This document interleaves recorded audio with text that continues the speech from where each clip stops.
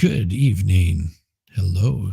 Glad you could stop by, hit the like, give a thumbs up. Just chilling tonight. Hey, gutter girl, check your Discord. Come on, hang out. We are just shooting the shit tonight, having a little bit of just random bullshit because it might last a half an hour, it might last an hour, it might last 10 minutes. Who in the hell knows? I am just in one of those kind of spicy moods. I had a good evening with my wife tonight. We went out and kicked out by the fire pit, and no FNL tonight. The expert is, oh, that sucks. That sucks. Well, damn.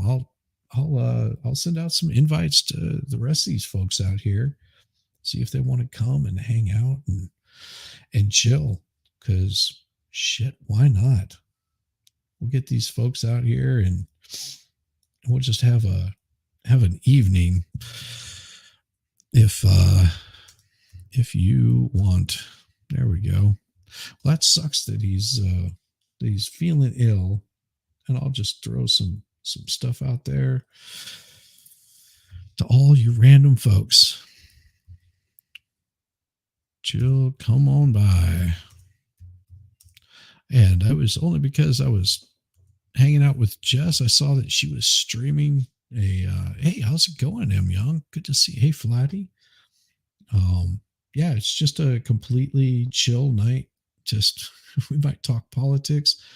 Who in the hell knows what's gonna be going on? Come on by. Hell, why not? We'll just send out a whole bunch of invites. You guys are welcome to come and hang out. I'll try to come back. Just had to take heart meds. Well, you be careful. You be careful. Hola, ¿cómo está? Good to see you.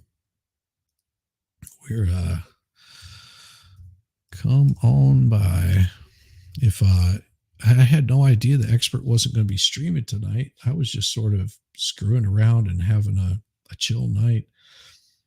You know, nothing spectacular going on. Just was like, Jessica was like, I want to redirect people to you. So there you go. What's happening? Fuck if I know what the hell is happening. I really don't. I joke not. I am flying by the seat of my pants tonight. Come on by. There we go. I'll throw in some. Hey, Jamie, if you are interested, you are more than welcome to just come and chill because I have no plans for doing anything. Come hang. I'll just hit you guys up in Discord, throwing it out there. You guys come as you like, come as you want. Hang out as long as you want or as little as you want. Fuck if I know what the hell I'm doing. I'm just spacing out. Rabbit says there's no FNL tonight. Well, if there's no FNL tonight, that just puts everybody in a weird position of not having anything to do and looking for something to do. So, well, hell, let's do it. Come on by. It's just a chat, chill, and maybe we'll talk politics. Maybe we'll just shoot the shit. Hell, maybe we'll have a few drinks. Maybe I'll pour another drink. Fuck, I don't know. I don't know what I'm doing. It's just a random Friday night, and I was hanging out with Jessica Reloaded. We were watching Police Chases. Who knows what we're gonna do? Oh, he had mono. That's funny. Like he had mono. Got it. Hey, Jamie, good to see you. M Young, Rabbit. And let's see, got Gutter's girl that's hanging out there. Yeah, you guys just come in, chill out. Who knows how long we'll go tonight? We might go until 9, 10. Shit, I don't know. Might go to 11. Hell, might even go to midnight. It is just a completely random BS night tonight. We're just having fun. Damn, I wasn't expecting to sort of have the weight thrown on me. I was sort of looking forward to Friday Night Live, going over and shooting the shit with Expert because I haven't been able to spend much time with him. He's been doing all kinds of stuff this week, just keeping busy. what can I say? We did have a pretty interesting week. If you see the morning stuff, by, come on by. Yeah, we're just, like I said, chill. Nothing spectacular. And one more. I think. Let's see. We'll send that out to that lovely lady. If you like, there we go. And who knows? Who knows? You guys got invites, and if not, man, things to pull up and have a little bit of fun with tonight. Even if it's just completely random BS that I find on the internet, because that's what I usually will do. Just find completely weird stuff. Hey, howdy, flatty. My oh my. Have damn, I wasn't expecting to be thrown in the spot like that. I feel the shell shock.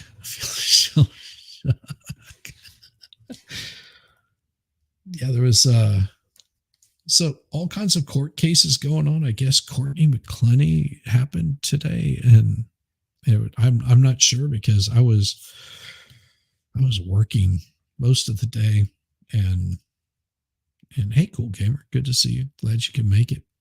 There was so Courtney Clenny was going on today. Sarah Boone was being talked about today, and I saw that there was a police chase, and I was going to stream it, and then I saw that Jessica Reloaded was doing it already. I was like, well, if she's doing a police chase, I'll just jump on with her. And she was like, oh, how about you open up a stream and I'll just redirect people to you? And I was like, okay, well, cool. I don't know what I'm going to talk about, but I mean, I can talk about, let's see, tonight cooked up a couple of steaks on the grill, which reminds me, I need to put the cover on that, but cooked up a couple of steaks and had a night out by the fire pit with my wife, because the sun sets a little bit earlier here. So we both, she asked me, she was, can you fire up the fire pit? I just want to get all smoky smelling. I said, well, I got some liquid smoke. I can just pour it on you if that, is sort of your turn on. She didn't think that was funny. She preferred me to light up the fire pit. So that's what I did, was light up the fire pit, burned the Christmas tree. So, here it is, February 2nd. Jesus. Time flies whenever you're stupid like me. So yeah, February the 2nd, and I burned up the Christmas tree in the fire pit and threw a couple extra logs on there. We just kicked out there and had some s'mores and some steaks, and I made some mashed potatoes. I mean, come on, who can go wrong with that? Who can go wrong with just a little bit of mashed potatoes? So how are you guys doing this evening? Jesus, stuff is killing my eyes. Now I understand why the expert wears sunglasses. Jesus, man, it burns. It burns. The eyes are that's a little calmer on the optics. But yeah, what do you guys got going on tonight? You done anything? Found anything interesting? Nothing. Got nothing for you. See what we got here. See if I can find something that's worthwhile talking about. Yeah, you're bored. Don't be bored. Just be you. I mean, that's the best part of being you, is just be you. Had what is it? So last night had a wonderful time with you went to Taco Bell? You're bored? You are bored. Well, I don't know. Why are you so bored? I mean, M. Young went to Taco Bell. That has to be more entertaining. Going to Taco Bell, I guess, could be fun. I mean, depends on what you're wearing. I mean, if you show up to Taco Bell and you're wearing like a mariachi outfit, I think that would be entertaining.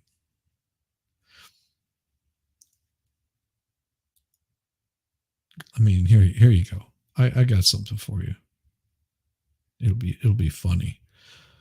I don't understand this language, but I'm hoping that the screen like makes up for it. We'll see.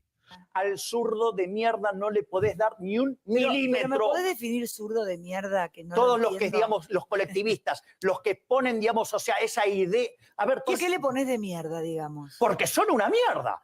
O sea, vos mezclás, no, pero es que si because they are shit. I love it. Dude, you think differently from them, they will kill you. No. Pero si pensás distinto, te van a aniquilar. Ese es el punto. Es decir, vos al zurdo no le podés dar un milímetro, porque le das un milímetro y lo toma para destrozarte. Es decir, digamos, o sea, vos no podés negociar con el zurdo. No se negocia. No se negocia con esa mierda, no se negocia porque te van a llevar puesto. Al zurdo de mierda no le... Like, damn. Dude is saying it, speaking it out. I was like, damn, brother. There we go. This is an interesting one. This is why you should be nice to your popos. Why the fuck are you recording us for? No, they don't have no. Hey, what are you recording us for? Fucking no. I didn't know AOC could be so angry. She is so angry. Look at the car all flipped upside down over there. I mean, what in the hell did they hit? What are you recording for? Back up. What you gonna do? Back up. Why are you recording us for? No. Because they fucking like, what are you guys doing? Amadeus watching sunset while walking the dog by the river. Oh, hell yeah. I love that. That is awesome right there. I mean, like I said, the highlight of my day was chilling out with my wife by the fire pit. I mean, that was just the nightcap. She's probably passed out right now at not even 9 o'clock tonight because she wanted me to pour her a shot, and then she had a couple of high gravity beers. She is like gone. Like she was just like, oh, I smell like, smoke now. I'm going to go take a shower. I was like, well, that's what you wanted. She was like, yes, that's what I wanted. All right, well, so now she's, I guarantee if I went up there, she would have her iPad laying across her chest and she'd just be, she's like completely out. Can a car flip if it hit dirt and was going fast? Yeah, absolutely it can.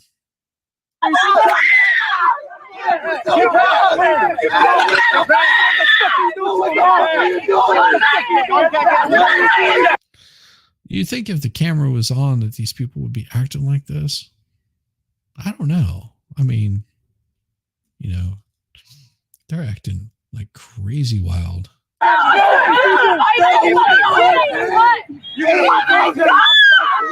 What the fuck? That's not okay, man. I get it. Get back. I like it. I like it. Hey, okay, I get it. Get back. We're arresting this girl because she's acting a butt. What did she do? Like, dude, why are you yelling at the popo? Just let them do their job, and yelling at him ain't going to get you anything. Ain't going to get you jack squat. They're just going to do their job, and they're going to haul your ass off and see you bye. Bro, look at her face. Officer, what the fuck, man? Look at her face, man. Look at her face. Look at her face. She had a pretty face until she started scraping it on the pavement. I mean, you got to take him down some way. Man, what the fuck is your fucking name? I wonder what that is. Those cigarette packs laying out there? Are those cigarette packs? I think those are cigarette packs all laying out here. It's like, I don't know.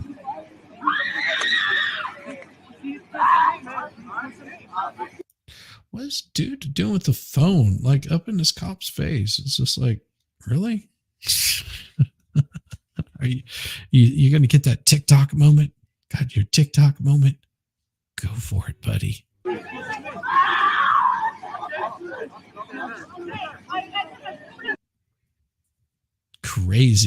Crazy stuff. You guys got all quiet and everything. I feel like a monkey with the little cymbals, just ching ching ching ching ching ching. I really do. I feel like, what is that? The screaming. Oh God, the screaming is so annoying. But there are actually pretty awesome people in the world. I'll just say there are some pretty awesome people in the world. Here, I'll show you one of those awesome people. Now, just imagine you're a baggage handler. Just picture that. Oh yeah, so dramatic. Now this is a total bro right here. This is a total bro move right here.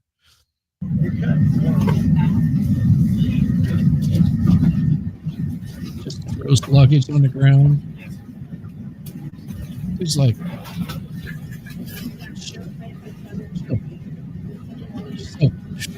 what do you mean? What do you want me to do? Like, I'm just moving shit out of the way. And he's just like, back up, just back up.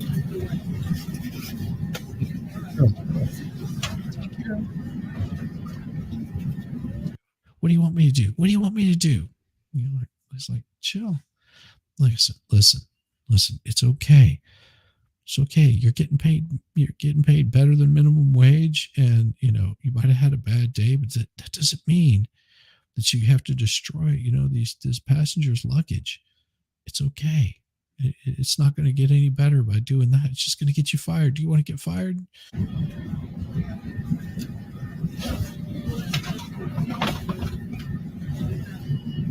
It's like, look, don't you see all these people up in the window? They're videotaping you doing this. Like, chill, relax, girl. It's okay. It's okay. You'll get some of the big D later. It's okay.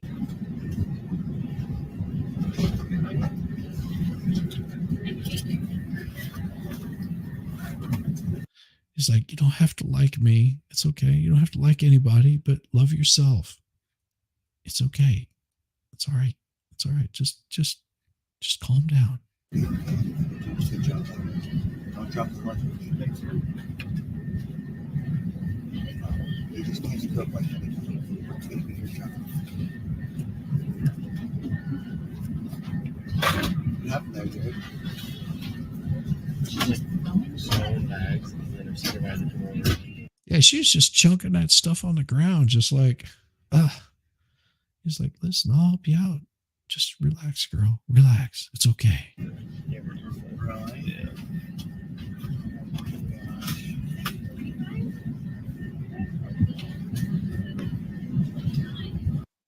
It's like, wow. Could have been, you know, more chill than she was. She was just in a really crappy mood, I guess. I mean, it's like, come on, girl, you got this. You got this. You don't have to worry about it. But being that it is Black History Month, might as well give you, you know, an awesome perspective of Black History Month. This chick is the reason why I buy discount luggage. Exactly. But everybody, it is Black History Month. Today it was Groundhog Day. Puxatawny Phil said, hey, we're going to have a short spring. It's going to end early. But that doesn't change this at all. This doesn't change this at all. This is the man right here. Listen to what he has to say. Black History Month you find ridiculous. Why? You're going to relegate my history to a month? Oh, come on. What do you do with yours? There you go. Which month is White History Month? Well, come on, tell me. Well, I'm Jewish. Okay, which month is Jewish History Month? There isn't one. Oh, why not? No. Do you want one? No. I don't either. I don't want a Black History Month. Black history is American history. There you How are go. we going to get rid of racism until... Stop talking about it. I'm going to stop calling you a white man. Yeah. And I'm going to ask you to stop calling me a black man. I know you as Mike Wallace. You know me as Morgan Freeman. Black History Month, you find... Ridiculous. I mean, come on. That is the man right there. Just like, why don't we call each other Tinkle Tits? What is up, man? Morgan is the greatest of all time. Yes. I mean, there is nobody that matches his level of okay. So we're going to get a little political here. So just know that this is going to be a total political one. Are you ready? You ready for political? This is what it's going to be. It's going to be political. All right. So if you don't like political, then you know where the door is. What the fuck are you doing? Climbing your missile with suction cups, dumbass! What do you think? Why my missile? Why not your missile? You're delaying my plans to bomb America! I'll delay your plans all I want! Look at me go! Don't you dare disarm my missile! No! Fuck you! Fuck you! And fuck you right back, you fucking dumpling! Do you have any idea who you're talking to? I am the leader of this country. I am these people's god. I will have your head on a stick if you don't. Hey, I wrote you a song! What? It goes along something like this. You're a bitch. Oh, you're a bitch, a bitch, a bitch, a bitch, a bitch. Get the fuck off my missile this instant! I can't! Why the hell not? Can't have you starting wars, dumbass! You're kinda starting one right now, and it's pissing me off! Probably doesn't help that I was hired by the American government! Ah! You American dog! Oh, that got you real angry, didn't it? God damn it! Yep, I sure pissed him off now! That does it! No more stalling! I'm launching the missile! Uh-oh. Oh shit! Fuck! Fuck! Fuck! Fuck! Fuck! Fuck! Oh shit!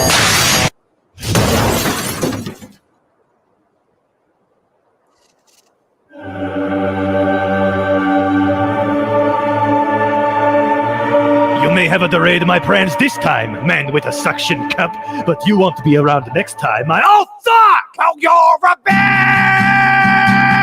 You're a bitch! You're a bitch! Bitch! Thanks, North Korea, you've been hard!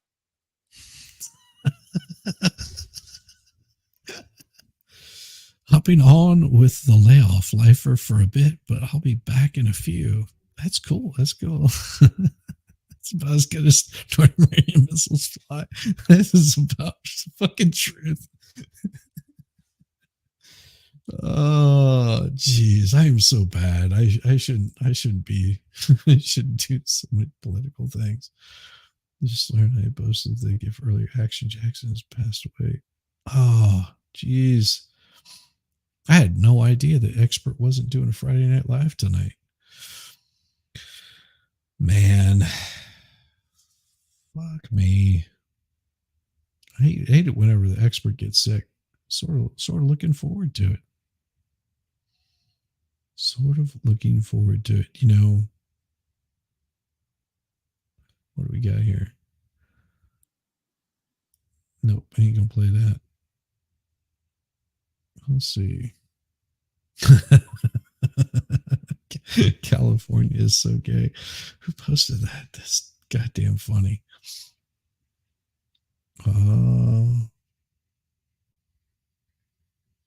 Wow.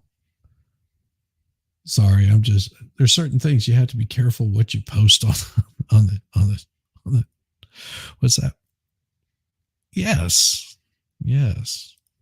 Absolutely. No, we've got some really cool people out here, and it's pretty damn. What the hell, man? Wow, dude, look at this. Can't show that. By the way, we lost a really good person today. Carl Weathers. Carl Weathers is no longer with us. Yeah, that's a pretty rough one. I mean, you had Carl Weathers did Apollo Creed. He was in, God, what was that other movie? He was in Predator. I forgot about that. He was in Happy Gilmore. He was the one-handed dude in Happy Gilmore. But yeah, I mean, you want to talk about missiles flying. It's just like, we get the craziness of the interwebs where, you find out stuff a little bit afterwards and it becomes really crazy.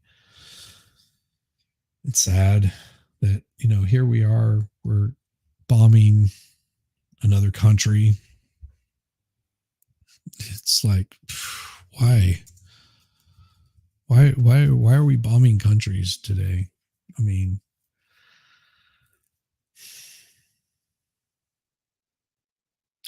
yeah, U.S. just hit back with Iran with criminal sanctions and airstrikes.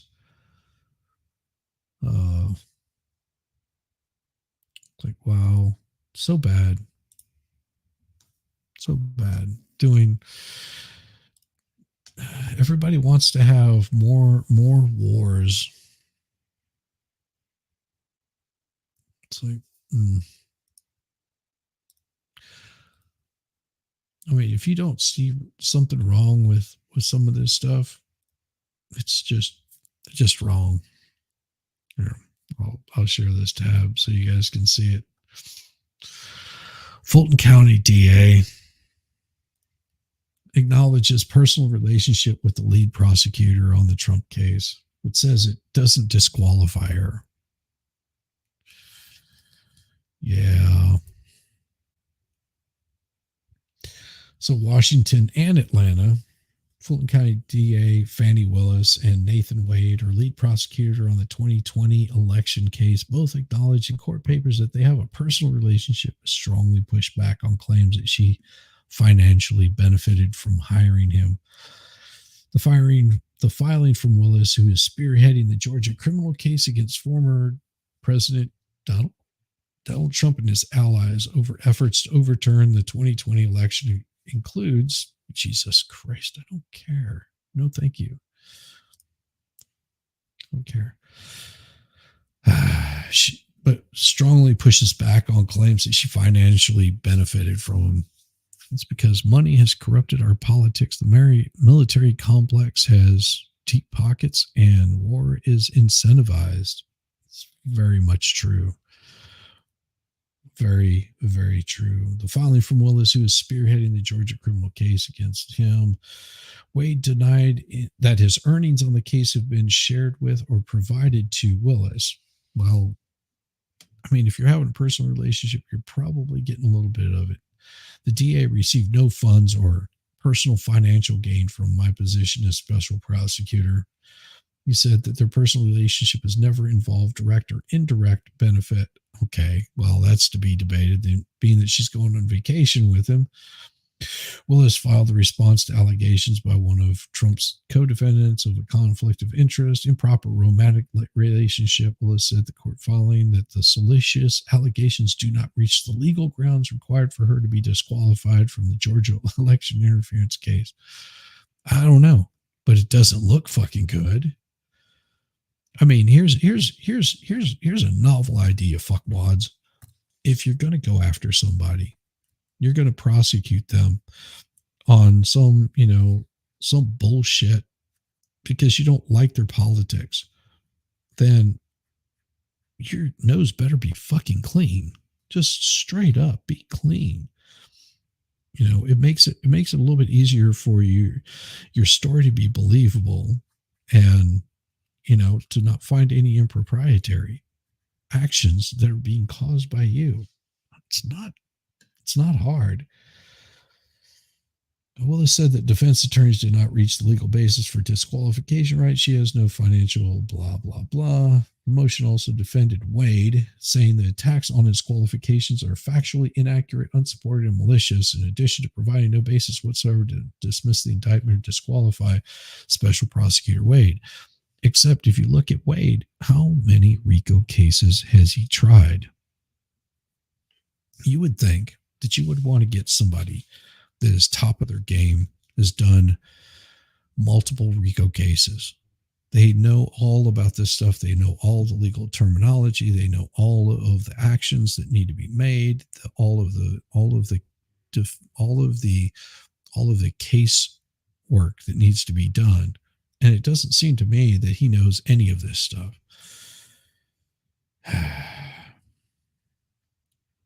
Instead, the motions attempt to cobble together entirely unremarkable circumstances of Wade's appointment, completely irrelevant allegations about his personal family life, into a manufactured conflict of interest on the part of the DA. No, that doesn't give it enough to make it fail. Wade and Willis respond. The judges overseeing the criminal case had ordered Willis to respond, setting the stage for a February 15th hearing on the matter. Willis, Wade, and some of their colleagues will be forced to testify at the hearing after receiving subpoenas this week.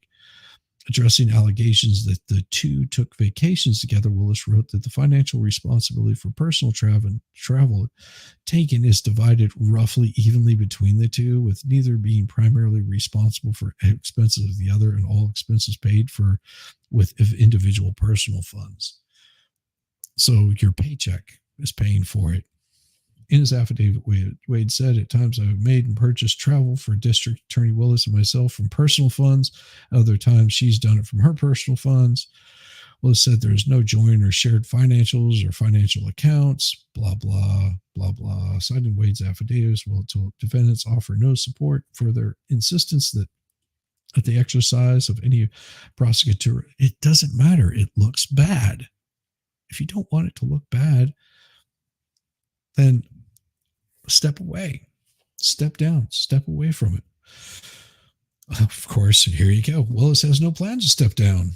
Willis has no plan to step down from the election subversion case, a decision driven on part over concern that her departure could effectively end the case. Go figure. If it ends the case, it's because they didn't have one in the first place. And it's unclear if there's another prosecutor in Georgia willing to take it on. Why would they want to go? There's a reason why you want to do this. Well, the allegations become a huge public focus. The allegation affair was raised after a co-defendant, a former 2020 campaign official, Mike Roman, last month in a court finally accused Willis of financially benefiting. Yeah, directly or indirectly. If she did, then she's going to be held liable. 4 other co-defendants have already pled guilty and agreed to cooperate with prosecutors to testify. It's because they're weak pansies. That's what it is. I mean, come on, be better. I mean, if you're going to go after somebody on that kind of level, have a spotless account of all of the crap that you're doing. Oh, let's see. We got anything? Aftermath of the U.S. strikes. Here we go. Let's see if I can pull this one up. And wow, I just watched. So this is being brought to you by CNN. Some aftermath of the destruction that we're causing. Isn't it wonderful that we can cause destruction? Jesus. There you go. Of what's happening there on the ground. This is the aftermath of one of the strikes. The U.S. hit, we understand, 85 targets. You can actually see this in the air. You can see the strikes on the ground from this video here. And you can hear it as well as those on those impacts. U.S. hitting Iranian-backed militants who were responsible for the drone attack in which 3 American soldiers were killed and dozens more were injured in Jordan. According to the U.S. Central Command, U.S. forces hit 7 locations. According to the White House, the strikes lasted 30 minutes. Now, they are characterizing this as successful. Oh, Ma- I'm so Major glad you Lyons caressed it very on this. softly. B-1 bombers were used in attack on Iranian-linked targets in Syria and Iraq. Wow. I mean, somebody's got to caress me softly. And on top of that, we're learning 3 potential sites that are on a supply line for these militias. What does that tell you about what is being targeted here and how significant it might be when it comes to this question of how much they are able to degrade the capabilities of these groups? Well, it's going to be pretty hard. First of all, because these groups are spread out. I mean, they're not like, it's not like you're going after a military base. You're going after this little outlier that might have 10, 20 people there and calling it a successful strike. I mean, it's bad. It's bad. We're stepping in the realm where here in the U.S. they're wanting to start wars. Why? Why do we need to have wars? Wars are bad. You know, wars people die in. But I'll pull up this one because it's more interesting. I'd rather talk about like other sad things rather than war. Like here we go. Carl Weathers, famous prolific actor, famous for Rocky, The Mandalorian, dead at 76. Damn. Carl Weathers, who came to fame as Apollo Creed in the Rocky movies and proceeded to appear in dozens of movies and TV shows from Predator to The Mandalorian, has died. According to his manager, Matt Luber, Weathers was 76. He died peacefully at home on Thursday. No cause of death was available. Carl was an exceptional human being who lived an extraordinary life. His family said in a statement provided to CNN, through his contributions to film, television, the arts, and sports, he has left an indelible mark and is recognized worldwide across generations. He was a beloved brother, father, grandfather, partner, and friend. Weathers was actually a former football player who had never boxed when he auditioned for the role in Rocky, proceeding to appear as Apollo Creed in the Oscar-winning film and the next 3 sequels. In a 2015 interview with The Hollywood Reporter, Weathers recalled auditioning with Sylvester Stallone, who he was told was the film's writer, not knowing that Stallone was also the star. Afterwards, feeling the reading hadn't gone well, he recalled, "I just blurted out, I could do a lot better if you got me a real actor to work with." The character was obviously inspired by Muhammad Ali, who Weathers later met. Weathers parlayed his Rocky exposure into a number of other roles that capitalized on his imposing physicality, including the 1987 sci-fi movie Predator, starring Arnold Schwarzenegger. The next year, he starred as a Detroit cop in the poorly received Action Jackson. Yeah, that was a sort of a flop. Subsequent roles included the Adam Sandler comedy Happy Gilmore and In the Heat of the Night TV movies, and a series Arrested Development, and providing the voice of Combat Carl in the Toy Story franchise. That's awesome. I didn't know that he was Combat Carl. Most recently, Weathers played a key supporting role in Star Wars series The Mandalorian, earning an Emmy nomination as guest actor in a drama and on Disney Plus, and directed one of the episodes. That's pretty cool. Weathers had also directed episodes of several TV series, including Chicago Med, Law and Order, and Hawaii Five-0. Born in New Orleans, Weathers played college football at San Diego State and briefly played professionally with the Raiders and the Canadian Football League. I did not know that either. I couldn't get past Mandalorian season 1. Yeah, that was, I mean, still, you know, dude was out there like busting his ass. Upon learning of Weathers' death, his Mandalorian co-star Pedro Pascal simply wrote, "Words fail," alongside a broken heart emoji and the caption next to a photo of the fallen star.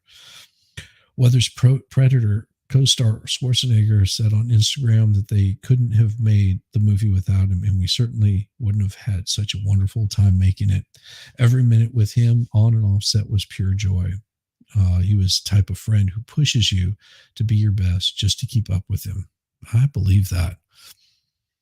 Sandler also posted in honor of Weathers on Instagram, writing alongside a gallery of images that he was a true great man, great dad, great actor, great athlete, so much fun to be around always. He wrote, adding later, my wife and I had the best times when we were with him every time that we saw him. Stallone, meanwhile, said he was torn up by the loss of Weathers, who he called an integral part of my life and my success. I could have accomplished what we did. I could never have accomplished what we did with Rocky without him, he said in a video posted. He was absolutely brilliant. His voice, his size, his power, his athletic ability, but more importantly, his heart and soul. Stallone spoke to the camera while standing in front of a painting that depicts a scene they shared in one of the Rocky movies. He said it was likely one of the last moments they were ever in the ring together, and I'll never forget it. I was so fortunate to be part of his life. Hey, Farrell. Did I drop you an invite? If I didn't, you're welcome to come on by if you want to. Just let me know. I'm over here on the webs, like being a complete like goofball. I have no idea what in the hell I'm doing. I'm just existing. You're working. Don't worry. Those guys are not going to miss you if you're not, out there. They won't miss you. They won't even know that you're gone. I'm kidding. I understand, Farrell. I'm just giving you a hard time. Who knows how long I'll be going tonight? I'm just, like I said, I'm doing this as well, you will be soon. I have no idea what I'm doing tonight. I am just playing this by the skin of my teeth, the hair of my pants, and something that might just be slightly dirty. You never know. You never know. Something weird is going on in the world today. Something strange. Make sure you guys hit that like button. Throw some stuff up there in the chat. What do you guys want to hear about? I mean, I need to get some like little symbols so I can just sit here and just ching, ching, ching, ching, ching, ching, ching. I think it would be fun. I just don't have any. Oh, trust me, they'll know. I'm sure they would.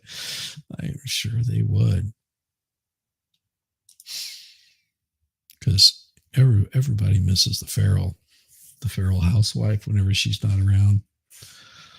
Where is... No, I don't want to pull that up because that's just going to get me in trouble. There's some things. That's funny. I just found something that says expert backed guides. So just so you guys know, the favorite laptop, the latest MacBook Air, is $300 off at Best Buy. Dance Monkey Dance. That is correct. First of all, if I was a monkey, and second of all, if I knew how to dance, it would probably be pretty awesome. At least slightly entertaining, I mean, I would get up. Oh shit! There's a total eclipse coming in April. That's pretty cool. Total eclipse of the heart. Yep. Like I said, I'm just doing this by the seat of my pants because, man, I have no idea what's going on in the world today. I was not planning on doing any streams tonight. I joke not. Tonight was supposed to be just sort of hanging out. I was going to watch some Expert, get my ass to sleep. Yeah, MG is taking the kids just to see it. Hell yeah. I was not planning on doing anything. I was just sort of, I'll just sort of kick back and, watch a little bit of TV, hang out with some people, just not really doing anything. And then of course I got a message from Rabbit on Junior stream, actually on this one, because that Expert wasn't going to be streaming tonight. I was like, well, damn. What did you miss? Probably everything. everything gets missed. It's sort of like a swing and a miss for me tonight. I've got tons of balls up in the air, and of course Farrell told me I just need to put those back in my pants because that's not the kind of work that she does, and to stop being so perverted. I can't help it. Sometimes I'm just that way. I'm just, a complete weirdo. So let's see. What do we have here? There's always bound to be something. Jesus. Jeez Louise. So Supreme Court allows West Point. No, we're not going to do that. So it looks like I don't decline. Jesus. Why do they got to do this to me? Yeah, you know what I'm saying? See, Farrell comes on with me in the morning and I of course show her all kinds of like dirty pictures, and she constantly tells me put it away. And then she sends me these kind of emojis afterwards. It's like, what? Do you want to see it or not? She tells me, she's seen, a more well hung on a 5-year-old. It's like I feel bad. She goes, listen, I've had multiple 5-year-olds, and you're just a wee man. Farrell's just like, oh, what? No. Oh, let's do this. All right. So federal judge in DC, they postponed Trump's March trial on charges of plotting to overturn the 2020 election. So they put a postponement on that. So what does that mean? A federal judge in Washington formally postponed Trump's March trial on charges of plotting to overturn the 2020 election as a key legal appeal from the former president remains unresolved in the courts. So U.S. District Judge Tanya, oh God, why do you have to have, is that like Cucktain or something like that? On Friday, she vacated the March 4th trial date in the case brought by the Justice Department Special Counsel Jack Smith, but did not immediately set a new date. The move opens the door to a separate prosecution, which is horrible phrasing. Well, horrible phrasing. What? Huh? Did I say something wrong? I'm always horrible at saying things. With the alleged misconduct less grave than the accusations of mishandling classified documents or plotting to subvert presidential election. This has long been seen arguably. Okay. 4 indictments. Okay. The postponement in Washington comes after a federal appeals court is yet to resolve a pending appeal from Trump arguing that he's immune from prosecution for actions he took in the White House. Not clear when the 3-judge panel might rule, but a ruling in favor of prosecutors that permits the case to move forward is expected to be appealed by the Trump team, likely resulting in additional delays. Well, that's sort of how it goes. For both sides, timing is of the essence. Trump, who faces 4 indictments and 91 felony counts. Jesus Christ. Well, it doesn't mean jack squat. I think my wee size, something about a 5-year-old. What? Did I say that? I think you misunderstood. What? Jeez. Just how's that go? See? It's huge, ginormous. Funny. For both sides, timing is of the essence. Trump, who faces 4 indictments, 91 felony counts, is looking to push the criminal cases back as he enjoys a front-runner status in the race for the 2024 Republican. I know, 100%. What do you guys? I don't know. You thought I was talking about something dirty? I never talk dirty with Farrell. I mean, I have shown pictures of my hogs.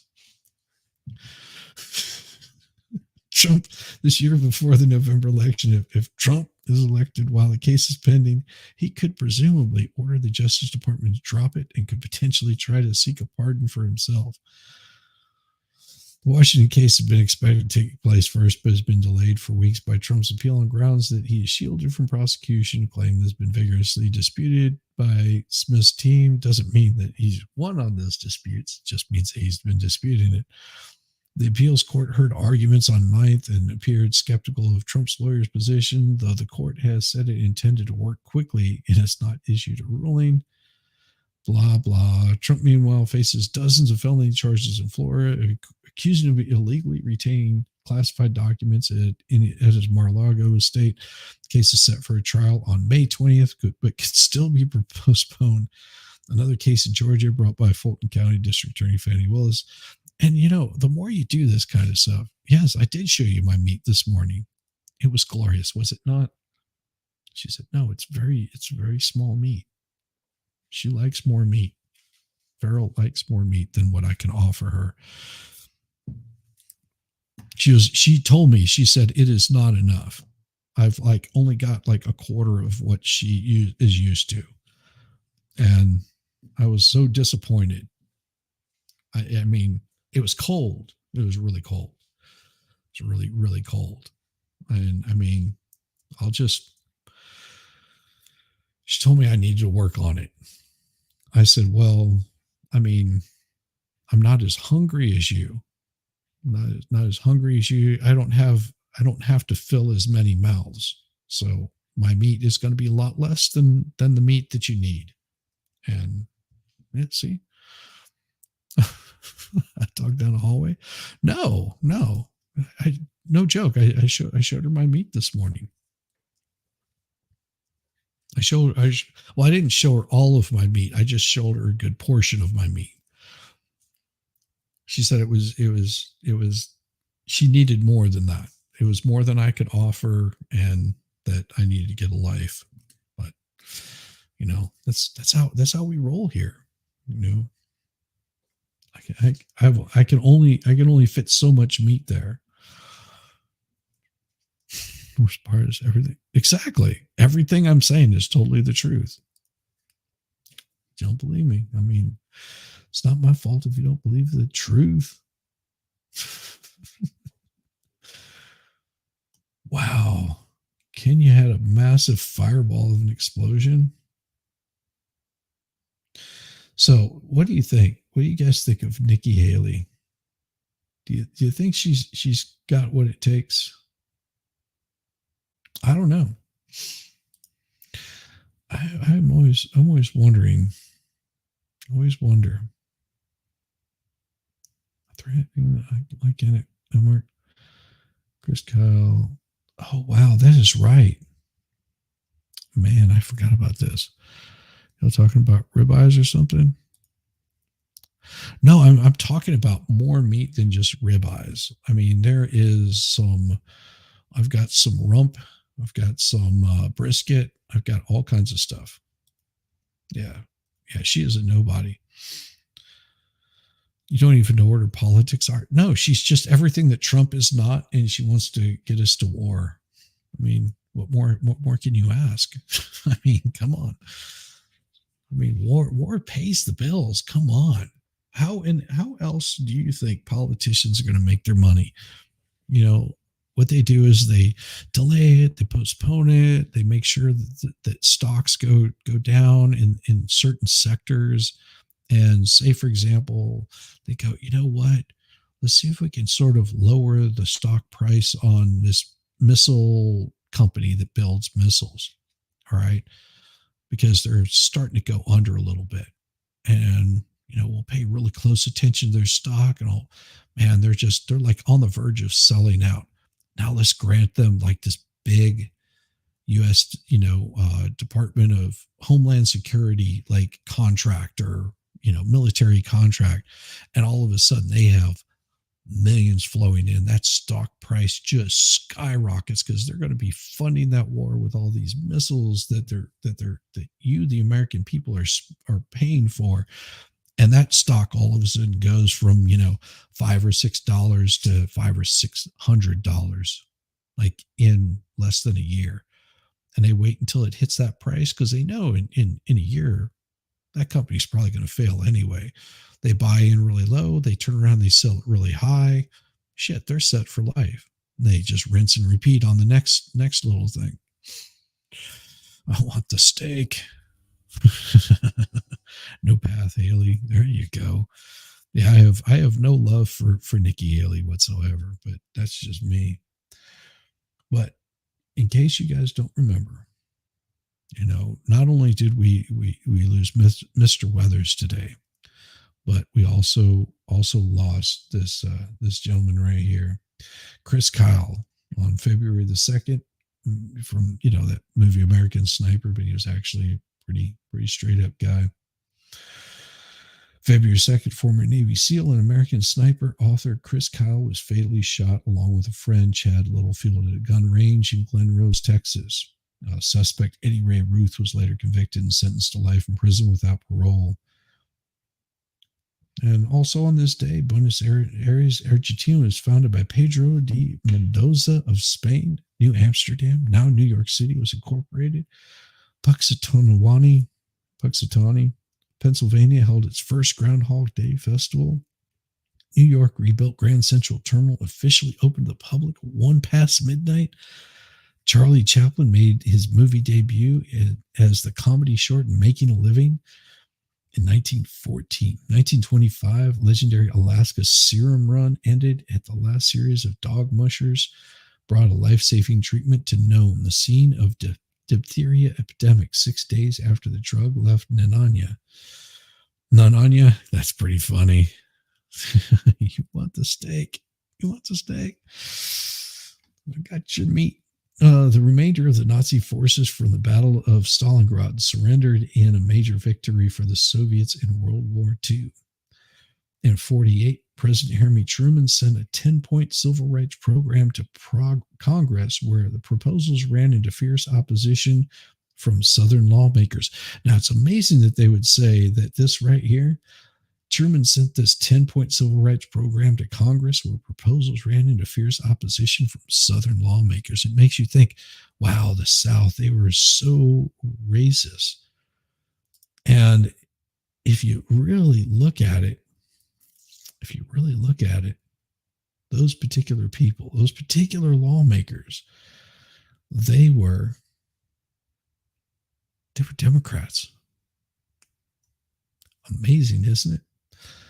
It was the Democrats that did not enjoy it at all in 1948. In 1980, NBC's News reported that FBI had conducted a sting operation targeting members of Congress using phony Arab businessmen in what became known as Abscam, codename protested by Arab Americans. In 1990, a dramatic concession to South of Africa's black majority president F.W. de Klerk lifted a ban on the African National Congress and promised to free Nelson Mandela. That was in 1990. That was the same year that I left the military. In 2006, House Republicans elected John Boehner, it says Boehner, of Ohio as their new majority leader, replaced indicted Tom DeLay. Yeah. In 2016, health officials reported that a person in Texas had become infected with the Zika virus, at the first case of the illness being transmitted within the United States. In 2017, using a backhoe, I've known a few backhoes. Your grandma was a bit racist, but it doesn't rub off on me. Yeah, see, I don't understand that. Why does it? I thought that was just, colonialism that caused it, racism. I don't know. My grandfather was as racist as I've ever seen anybody, and as he got closer to his death days, where he's really old, he lost a lot of that shit. It just sort of was like, why did I ever believe this? He goes, I asked him the same thing. I was like, Grandpa, I can't tell you. Why did you ever believe it? Just the way that he was raised. And, at some point you have to think for yourself. And I think he finally did, and sort of got rid of all of his animosity towards the Japanese and the blacks and the Hispanics and whatever others that he had arguments with. My grandfather was also a lifelong Democrat from Yeah, they used to run the election out of his house, I guess it would be, because he was, where they lived. He was his wife was postmaster, so he would just be basically one of the poll takers. And and whenever you're talking about a population of 16, 20 people, 26 people living there that were of voting age, I mean, that's not saying a whole lot. I mean, they could show up, cast their votes, and continue on with plowing their field throughout the day. They weren't too worked up about it. People started going away from that, so they're making sure it comes back. Yeah, got to make sure it comes back. Using a backhoe to smash through a barricade of water-filled footlockers, police stormed Delaware's largest prison, ending the nearly 20-hour hostage standoff with inmates. One hostage, a guard, was killed. 2018, a sentencing hearing in Michigan for former sports doctor Larry Nassar, a distraught father of 3 girls who the doctor had sexually abused, tried to attack Nassar before being tackled by sheriff's deputies and hauled out of court. Yeah, Larry Margraves later apologized and said there was no way she would fine him or send him in jail for trying to attack Nassar. I mean, yeah, that's pretty emotional. People started going away from that, so they're making a comeback. Yeah. In 2020, the Philippines reported that a 44-year-old Chinese man from Wuhan had died in a Manila hospital from some new thing called a Corona beer. It was the first death from some thing that we're not supposed to talk about to be recorded outside of China. So imagine that in 2020, 44-year-old Chinese man died from this place in China. In 2021, the Senate approved Pete Buttigieg as a transportation secretary, making him the first openly gay person confirmed to a cabinet post. Well, whoopee-doo, 2021, Buttigieg got promoted. Hooray. In 2022, 4 men were charged with being part of a drug distribution crew that had supplied a deadly mix of narcotics to actor Michael K. Williams of The Wire, who had overdosed 5 months earlier. Wow, I didn't know that. In 23, a huge high-altitude Chinese balloon sailing across U.S. I remember that. That was last year, last year. Drew Pentagon accusations of spying. No, they never said anything about it. That's so weird. They never said a damn thing about it last year. They kept saying, oh, no, there's no balloon. Yeah, we don't know anything about a balloon. There's no balloon. What are you talking about, balloon? As they're tracking it. But yeah, all of a sudden now they're saying, oh, no, Pentagon was accusing of spying while sending excited or alarmed Americans outside with binoculars. Yeah, that was last year. Holy shit. February 2nd is busy for a lot of reasons, I guess, I guess because people are starting to get tired of being cooped up in their houses and they're getting antsy and they want to do something. And they're saying, there's got to be something else. There's got to be something else for me to do. Some sort of life. What was that? I think most of us people from our grandparents' generation were racist. Then it started going away. People were just people again, but the powers be can't allow that. Yeah, you're right. They all need to be the others. Yeah. And that's why I really like what Morgan Freeman had to say about Black History Month. He was just like, he was like, Black History Month? I hate it. He goes, why? Do you need White History Month? Do you need Jewish History Month? I mean, you're an American. I'm an American. We share in this American experience where,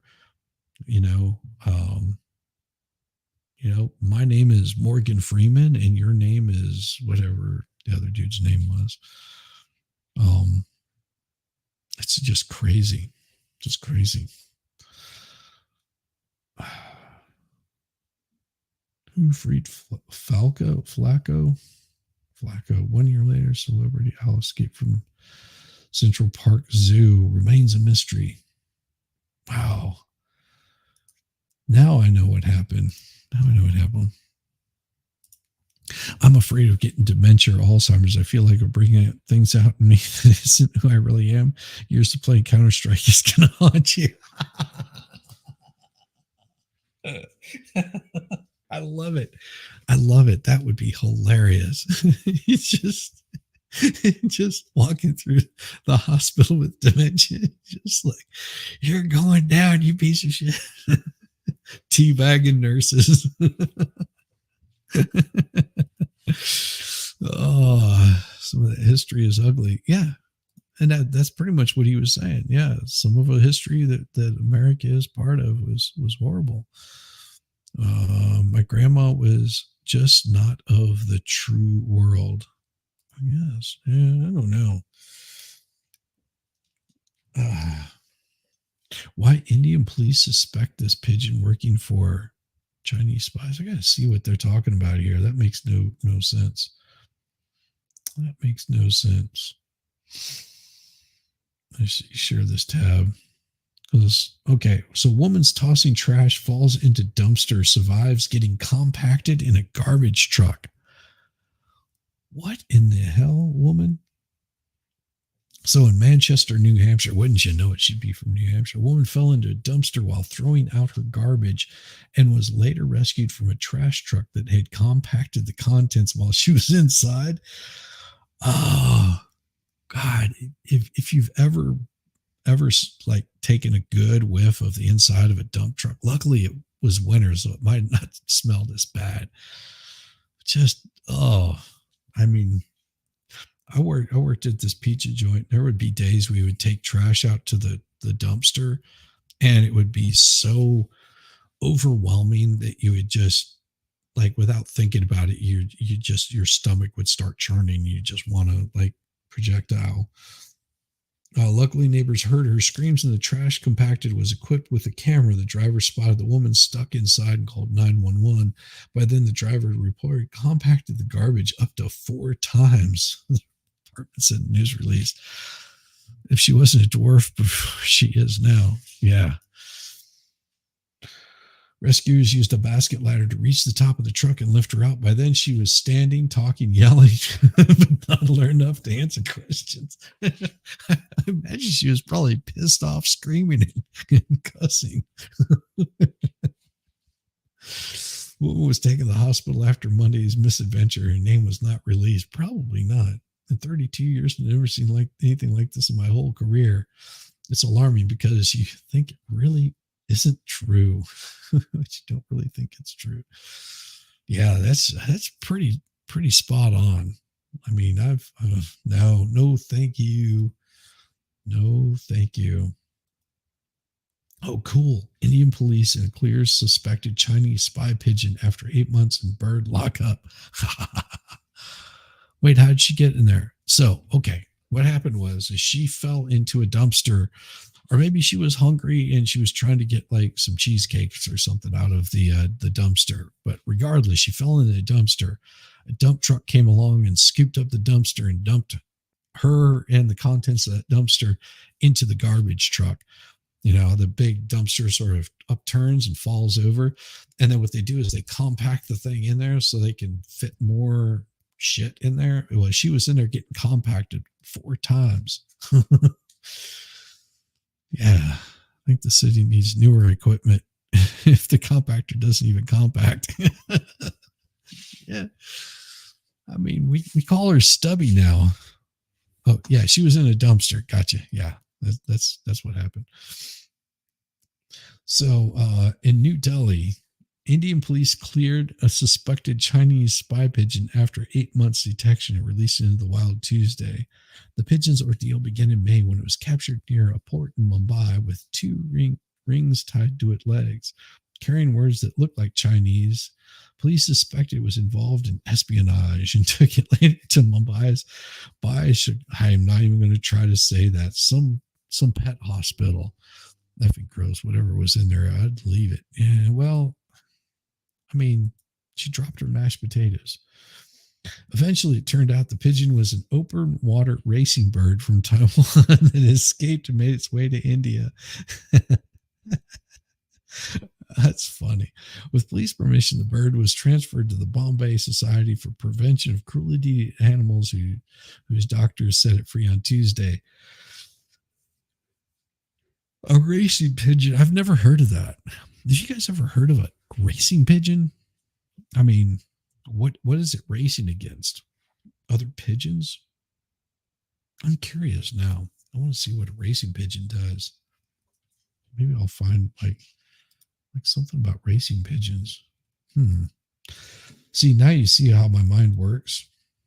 It's completely, I guess, racing pigeons. I'm wondering what it is. Pigeon. Racist pigeon. It could be. Racing pigeons. Oh, they have them for sale here in Georgia too. That's pretty awesome. Oh, cool. So racing pigeons are trained to return to their home loft and enter through trapdoors when released at different distances. They're raised from 6 weeks old and trained together. Okay, so here's something that's cool. That's cool. So racing pigeons are slimmer and sleeker than wild pigeons and have a ring on their leg. They have an inbuilt homing system that allows them to remember and return to their original home even after traveling long distances. Races vary in distance from 100 to 600 miles, with 300 miles being one of the most popular distances. At the start of the race, the pigeons are banded and then released together by a starter who records the time of the release. Races can be won and lost by seconds, so many different timing and measuring devices have been deployed. After the race, the owners can sell the birds, breed them at another loft, or take them home. According to PETA, more than 60% of the birds get lost or die in many races due to extreme weather, predators, electrical lines, hunters, or exhaustion. Wow. Racing pigeons. Let's see. Let's see what racing pigeons do. It's called one loft racing. In this case, when a pigeon is born, it's sent to a collective loft. All the pigeons at these lofts belong to respective owners who train the birds at the collective loft. In the race, all the pigeons race back to their collective loft from a set point, competing under the same weather conditions and flying the same distance. This sport is not new. In many parts of the world, the sport was practiced in some form or the other, dating back thousands of years. But the modern form of the sport has its roots in Belgium, where the first long-distance races were held in the 19th century. But now, the biggest market is in China. Belgian pigeon Armando, also known as the Lewis Hamilton of pigeons, was sold for a record $1.4 million to a Chinese bidder. So was it American dollars or was it Chinese dollars? Yeah, birds aren't real. I don't know. That bird looks like a pretty good drone to me. Was sold for 3 times more than the previous record. Jesus, Jesus Christ, dude. All for a bird. I'm in the wrong business. And now the new owner hopes that he'll pass on his super genes to his progeny. In China, you don't have casinos. But what is a good alternative for people in China to gamble, and they like to gamble a lot, is pigeon sport. If you want to win a lot of money with the pigeons, the Chinese are thinking we need to buy the best pigeons, genetics. Armando will be used for his mating in hopes that he'll pass his talent to his children and earn millions of dollars for his new owner. In the same auction, 7 of Armando's children were sold for $170,000 in total. Jeez. A regular female pigeon can give 12 to 15 children a year. Jeez Louise. The bird poop is real. Man, I am telling you right now, bird poop is so... All right, was it yesterday? I think it was yesterday. Time is a social construct. I got my hair cut. No, it wasn't. I was coming back. Oh, I had to go out and do some site surveys, and I came home. I did stop by to get my hair cut, but they couldn't do it. So it was Wednesday. Yes, Wednesday. Went to go get my hair cut, but I couldn't. So anyway, I'm driving home. I drive under a tree, and my car has maintained being like clean for like the past like 2 months, like spotless clean. I drive under this tree, and I guess there was like 4 birds or something because they just splattered my entire like windshield, hood of my car. I'm just like, son of a. Yeah. So I got out the hose and washed it all off. But damn it. It was like my car was looking so nice and clean for a change. Just rich people things. Yeah. Yeah. Yeah. Very much so. Pigeons are racist. Yes. Pigeons are sky rats. Bird crap everywhere. Yeah, birds do crap everywhere. And because we have blueberry bushes, yeah, you know how that goes. They like to leave like blue poop everywhere. Blue poop everywhere.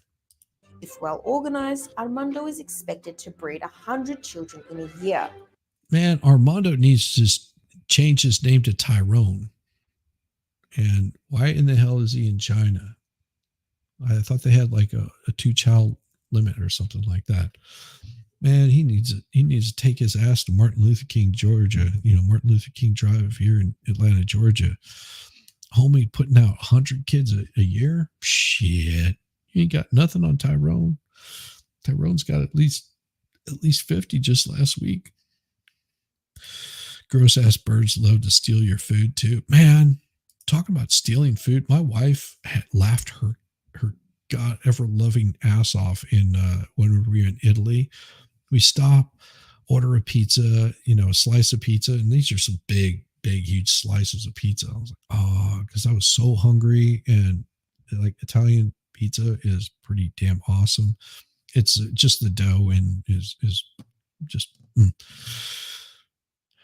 get my pizza, and I'm walking with it, and I've got like a water with me, and she's behind me like just a few steps because she was like, oh, let's go sit over there like in this one place. I was like, oh, that sounds cool. So I'm walking, and all of a sudden I hear this flap right next to me, just and I turned my head this way, and a seagull came from the other side. He just smacked his wings together, and he's next to me, distracted me, and went for my pizza to grab it, that slice of pizza. Luckily, he grabbed the paper on it, and the paper flipped around, and the whole pizza went face down on the paper on the ground.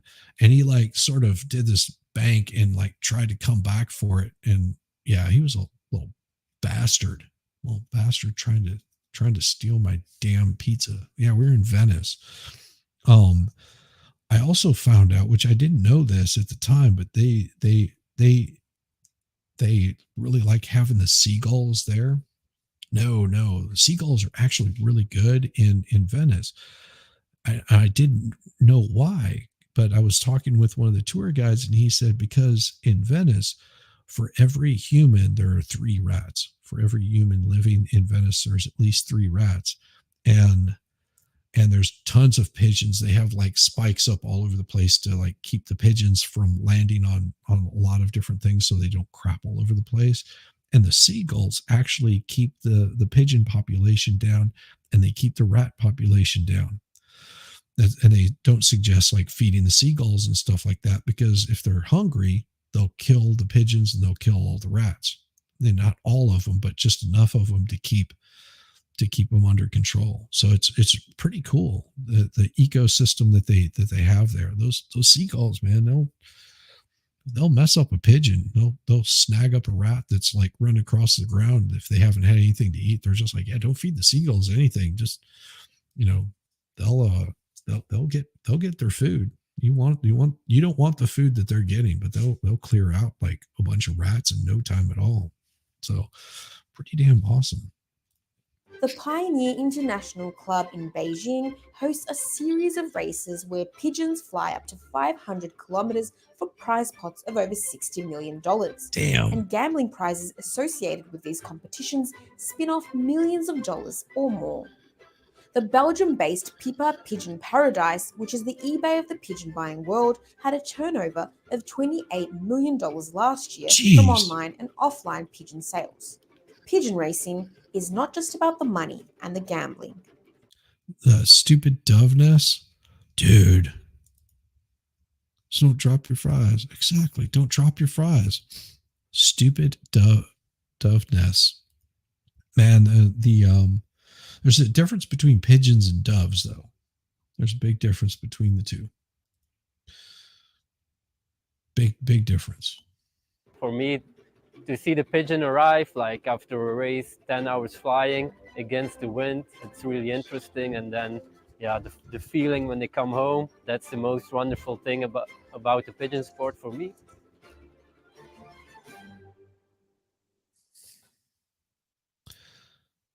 That's pretty damn awesome. I like that. That was a pretty good one. Huh. What was that? They accept pigeon nests in the submissions. Huh. It's pretty interesting. Good dove nest. These two use into bird spiked. Let's see. That's funny.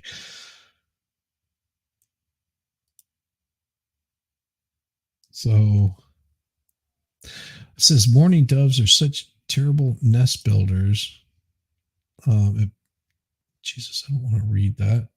Don't give two shits about that. Bastards.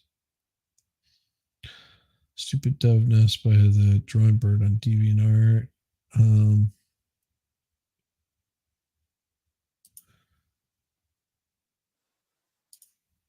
Okay, here, I'll pull this one up. This is a little bit better. And jeez, share screen. There we go. So here we go. Full screen. And I'll make sure I mute it because I have no idea what they're saying. It looks like a stupid mourning dove 2023 gutter nest with 2 eggs. So it looks like that they're so stupid at building their nests that they can't even do it right. They put it in a gutter. Subreddit stupid dove nests. I'll look at the subreddit. Yeah, these birds are not the smartest. But the good part about it is they leave their eggs so you can like add them to your meal if you want to. Let me see if I can find the there we go. And never had so the purpose of summary for those who did not read the article, blah. Also, humans have no place judging whether nests are good or bad. There are times I still said judge a nest is bad. I have no relevant expertise in valuing whether a nest is good or bad. Okay. Weird.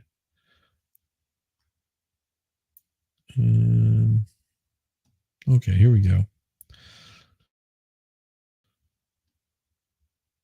It's an article. Okay. Looks so shitty. An investigation. Here we go. It's a community on Reddit. Here we go.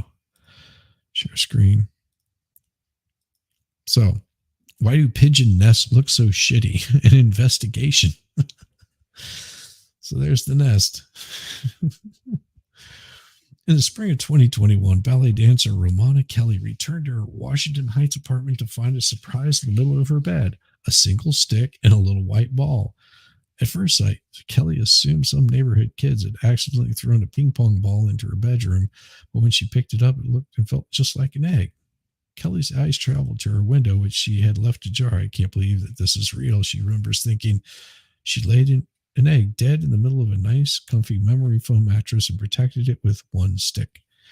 Kelly suspected the egg had come from a pigeon, in part because she had pigeons on the mind. Just weeks earlier, Kelly watched her cousin, the evolutionary biologist Elizabeth Carlin, present her dissertation on urban pigeons. It's a pigeon emergency. When Carlin gave a photo of the single pathetic twig, she knew it was indeed the work of a pigeon, a bird infamous for its shoddy-looking nests. Carlin advised Kelly to throw the egg away. You don't want that bird coming back and thinking that it needs to raise its offspring on your bed. And don't leave that window open for a while because she will come back. Birds build all type of nests, many of which are in intricately and painstakingly crafted American robin builds a soft, sturdy cup out of dead twigs and grass and reinforces it with mud. An oriole weaves a pendulous pouch of fibers that is strong enough to carry 7 eggs and last for 4 months. Kiwi uses strong toes and claws to dig a camouflage burrow. A city pigeon arranges sticks in an open, haphazard pile. I love pigeons because when it's time to make a nest, they're like, fuck it, whatever. I love it. It's like, screw it. Don't care. It's the loosest concept of a nest. Without the presence of eggs, an average pigeon nest could pass a coincidental aggregation of twigs or a jumble of debris. To our human eyes, the pigeon nest looks objectively half-assed. It's a nest that seems to mock other nests. This Twitter account, Bad Nest, we'll open that up in another tab. Devoting to chronicling the worst nests that pigeon have to offer. The images include a nest made on a doormat, a nest cradled in a windshield of a car, a nest that has no sticks at all, but simply an egg laid in a colander. Looking at pigeon nest, you might feel a little embarrassed for the pigeon. Like, dude, you live like this, ghetto bird. But just because pigeon nests look useless to us does not mean that they are useless to pigeons. Most humans, as non-birds, have no relevant expertise in evaluating whether a nest is good or bad. There's this idea that the whole group of pigeons and doves are notoriously not the best nest makers, but that's putting our own human constructs on it.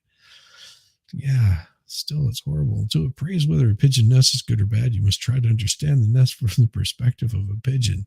As Carlton sees it, a pigeon nest has one ultimate goal: to create an area where the egg will not roll away. That's what your neck is for, right?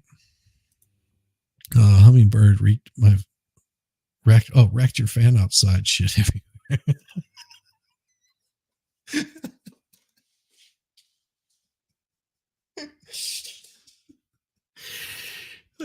It did look like a big flower.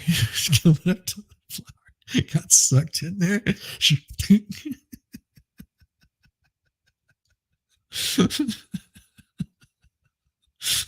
picturing that poor little hummingbird just flying up and just doing a little pop through. Just popping in to say hi. Oh, look, they even have feral city pigeons. Feral city pigeons descend from wild rock doves, a species known as Columba livia, or as we like to call them, Colombia. Man, bro, we're good, man. We got the Colombian. While the irregular swaying branches of a tree might require an intricately woven cup nest, cliffs offer larger, flatter surfaces where a pile of sticks might be more than enough to keep an egg in place on an outcropping. What pigeons are trying to do in the city is do what they did when they were wild. Their only requirement for nesting is a flat surface, and we don't tend to build non-flat ground. She's not flying around everywhere. Again, she's flying. It's so horrible. She's flying around again. Oh, Lord. Swaying branches of a tree might require this non-flat. Our cities teem with graciously level scaffolding, fire escapes, windowsills, and air conditioning units, which make it even harder for an egg to roll away. So city pigeons need to do even less to build an adequate nest. Why would I waste more time putting together a more well-crafted nest if it's going to serve the same purpose? Why, when I could spend that time out feeding or courting? Jeez. Carl in Moscow also pointed out that for many domesticated pigeons, housing was part of the bargain. Interesting. So here's another egg. Spectacular. Here's my nest. Holy crap. Let's look at this. I love it. Whenever it messes up experience, just think of what a pigeon considers a successful nest. Here we go. Let's take a look at what it shows. Share this tab instead. Okay. So look at that. Just on a seat. There you go. Works for me. Just somewhere on the deck. How do you properly pet a pigeon? Well, hopefully everyone knows a pigeon mocking on this account comes from a place of love. There you go.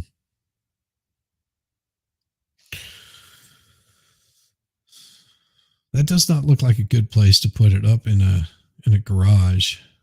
No. There you go. A couple of sticks surrounded by poop.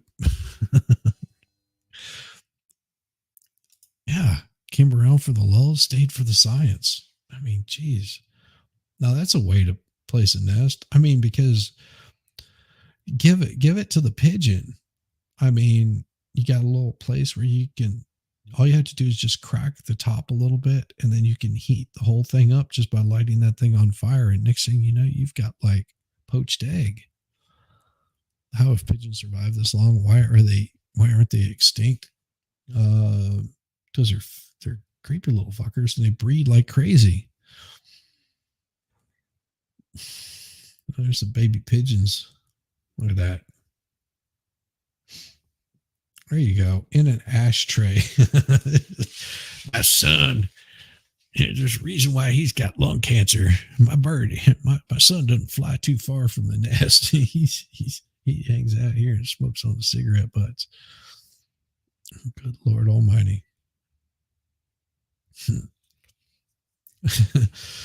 Imagine finding that on your doorstep.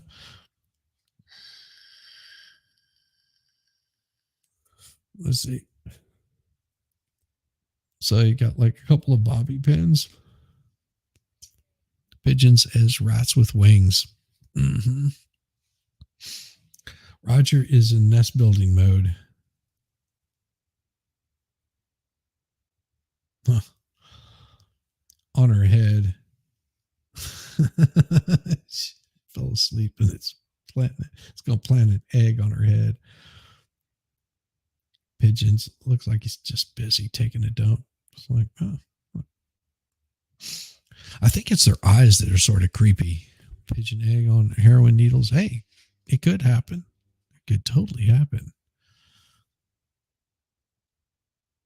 We had a wren that planted its eggs in a, so the way that our old thing was set up, our screened in porch, because letting the dogs out, if you had the screened in porch closed off, that they would just pee inside that area. So we had the screen doors open, and because we would sit out in that little screened in porch sometimes, and might be sitting out there and have a beer or something. My wife and I, we had this little tin bucket, like I don't know, it was something that picked up at a gardening store. She thought she was going to use it to plant stuff in, but never did. And so it had like a bunch of beer bottle caps and sitting around inside there. And we would come out and every so often, because birds would get inside that area and they would just sort of like flit out. Sometimes they get caught in the screen, and you just guide them to get them out of the area. And one day I came out there and this wren like tried to attack me. I was just like, what the hell's wrong with this wren? Why is it like losing its shit? Well, it had taken that bucket and turned it into a nest. So I had this little bitty bucket, and the mom, whatever, mama, pop, whatever, brought their little wren like nested inside this little container, which is pretty cool because where it was situated at, my wife could look out the window and sort of watch the progress. And, especially whenever they hatched, she came out and they're like all hatched and they're just in there, chirp, chirp, chirp. She'd tap on the window and they just chirp, chirp, chirp, chirp, chirp. Like, it's pretty cool. Unfortunately for those little birds, they were a little late in figuring out how to fly. And one of them, I guess it landed right on my wife was doing, she does like in the summer, she likes to do gardening, and so she had one of those little bushel baskets that she was just throwing weeds in. She was like pulling weeds, and she went in for, I think, lunch or something like that. And she came back out, and my dog walked by this baby wren was just sitting on the edge of that basket. Like I could have walked up and it probably would have jumped up on my finger and been like completely cool.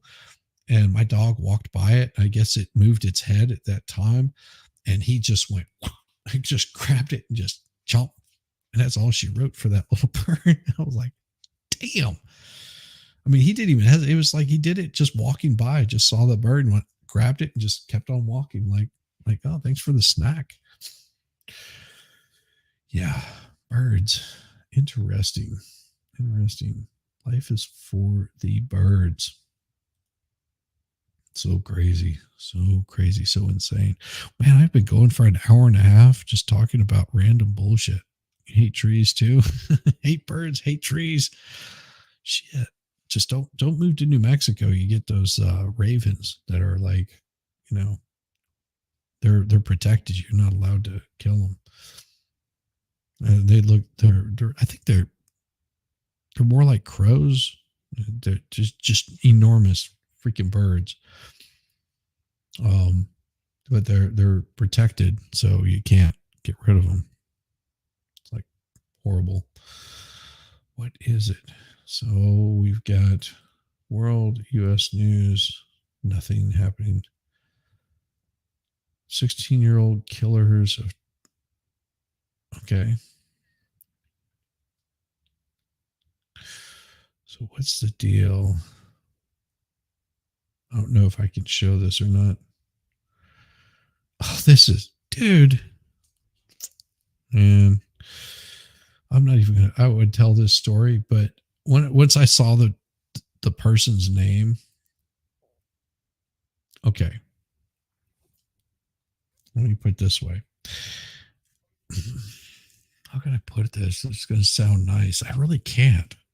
You just have to. Because I don't, it seems like I'd be like glorifying in the death of somebody, which I'm not. But I mean, just the name, it just, I don't know if I should even read this story or not because it's so bad. I joke not. It's so bad. Oh, fuck it. I'll just go ahead and do it because I mean it's late. No, not too late, but it's pretty damn hilarious. All right. Because I don't think this is right to kill take the life of somebody else. All right. So London. 2 16-year-old convicted murderers of a transgender teenager in Northwest England nearly a year ago were handed life sentences Friday with minimum prison of 20 and 22 years, as they should be. Don't be deleting people. So just Amanda Yip, Jesus, lifted the reported restrictions on naming the killers of 16-year-old, and I joke not with this name, Brianna Ghey. Spelled Gay, Ghey. Why would you do that to yourself? If you have any chance of renaming yourself anything, and you name yourself Gay. Okay. They were identified Manchester Crown Court as Scarlett Jenkinson and Eddie Ratcliffe.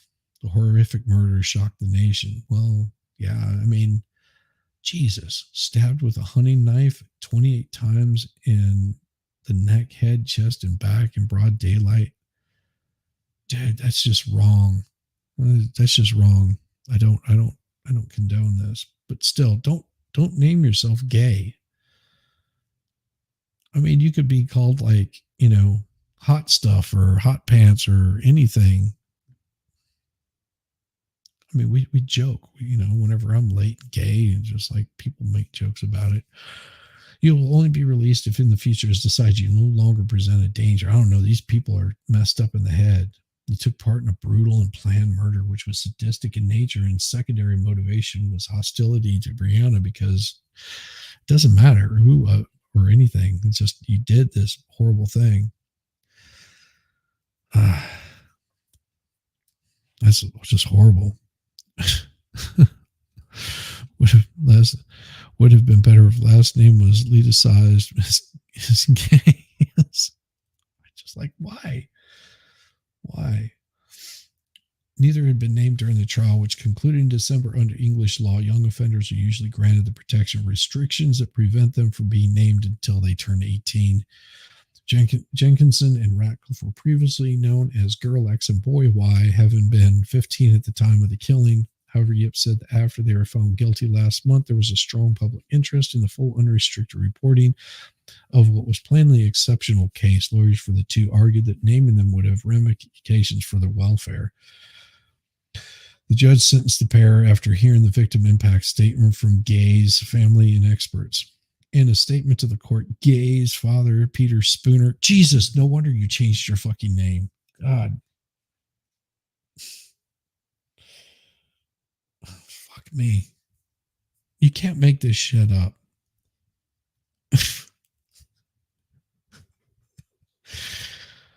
That's what I'm saying. Why? So you went from Spooner to Gay. God. Why me?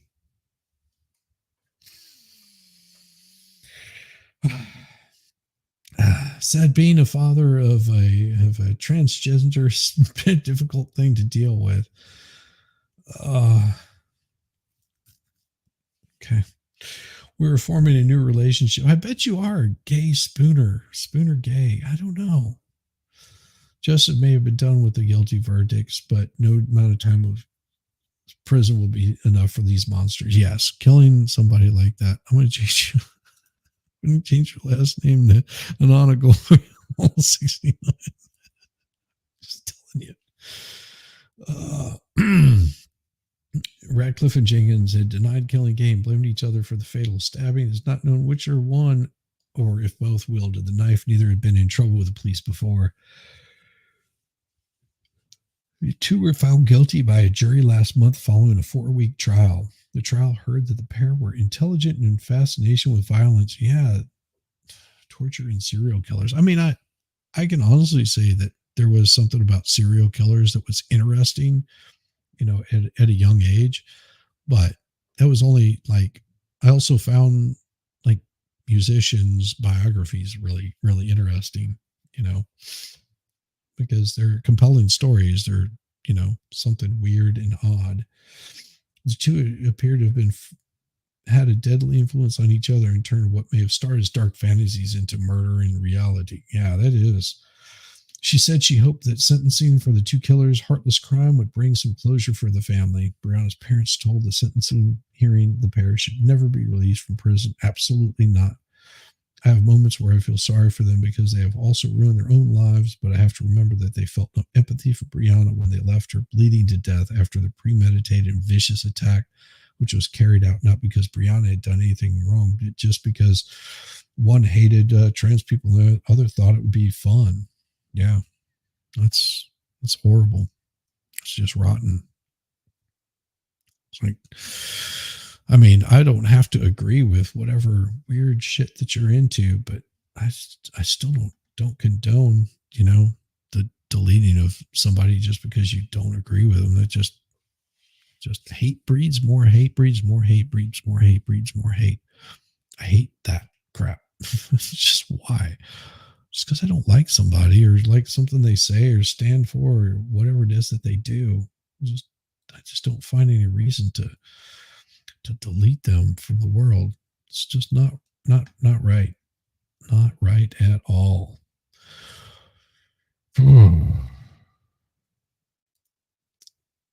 What is going on with this stuff?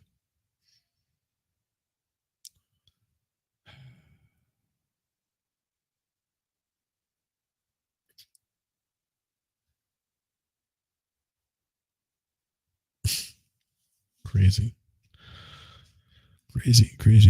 Article said mom's last name was Gay. I don't care. Gay, Spooner, just, I don't know. I would change my fucking name to something else. I wouldn't take it. I wouldn't do it. I mean, I took my wife's last name because my name was so hard and difficult to pronounce. If you saw it spelled out, I would get just random people not understanding the enunciation, pronunciation, or the spelling. Like I tell them the name and they couldn't spell it. I was like, you know what? I'm just whenever my wife and I started dating, long before we got married, I was like, you know what? I think I'm going to take your name. If we get married, I'm taking your last name because it's a cool last name, which it is. Love Fisher Spooner and EDM group. There you go. So yeah, I took my wife's last name. It's much easier to pronounce and spell, and you know, she didn't have to change her name. So made it really easy for both of us to her, because she was just like, I don't think I want to change my last name. I like it. I'm used to it. I've grown attached to it. I was like, yeah, I like it too. I wouldn't want you to change it. So yeah, I took her last name. It's like, why not? I've also known people that, like, when I worked at Geek Squad, I went over and was talking with this couple, like, you know, as I'm working on their computer, come to find it, because, you know, I told them that, you know, I was taking my wife's last name or something, because they were like newly married, and they both just laughed, because what they did is they instead of taking his last name or taking her last name, they sort of combined the two into something a little bit different, you know, that was, and I'm not going to say what their last name was, but it was really easy for them to do. Let's put it that way. It'd be like, say they're, you know, one's name was Top and the other name was Gun. They just named themselves Top Gun. That, for example, that was not what their name was, but that was sort of what they did, was just like, yeah, that'd be pretty cool. So your mom's on husband number 3. She told me never change your last name until after you're retired because paperwork is insane. Yes, absolutely. Like your Social Security is attached to that particular name, and so whenever you change your name, it's like, it's just a son of a bitch. It really is. Passport, getting my passport taken care of, that was another issue, and it was just so much of a hassle. Like, because I got my where we went, I don't think, did I have to have a passport for where we went on our honeymoon? I'm trying to think. I probably did have to have a passport. I just don't really remember. But changing my last name after we got married, you know, had to get passport taken care of, had to get my driver's license taken care of, plus Social Security benefits, all that kind of crap. It is a lot. Hey, Judge Maddie, number 20, who will be 21? Who will be 21? Oh, you're hitting those like buttons. Yeah, make sure you're hitting those like buttons as you're doing this. So what I'm going to do really quick is I'm going to go grab a beverage. See, if I had somebody on here with me, I would just let them as a replacement for a Friday Night Live show. I don't know. Nobody showed up here. I'm doing a horrible job at entertaining people all on my own. So this is how it goes. I don't know if I'm entertaining at all, but what I'll do is I'll see if I can pull up something. Ooh, I know what I can do. I can pull up one of my own personal videos and let you watch it while I go grab a beverage. How's that? I will grab up a video, play it for you guys while I go grab a beverage. Yes, let's see what we can find. Let's see. How about, I don't know if I want to do that one. Maybe it's about 14 minutes. I don't need 14 minutes. How about some Terni, Italy? It's only 11 minutes, but I'll be back before it's done. Yeah, I'm going to get some hydration. Thank you. Let me see if I can pull this up. And here we go. Present.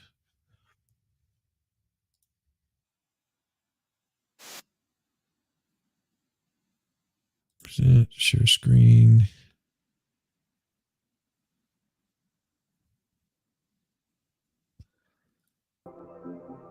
Be right back.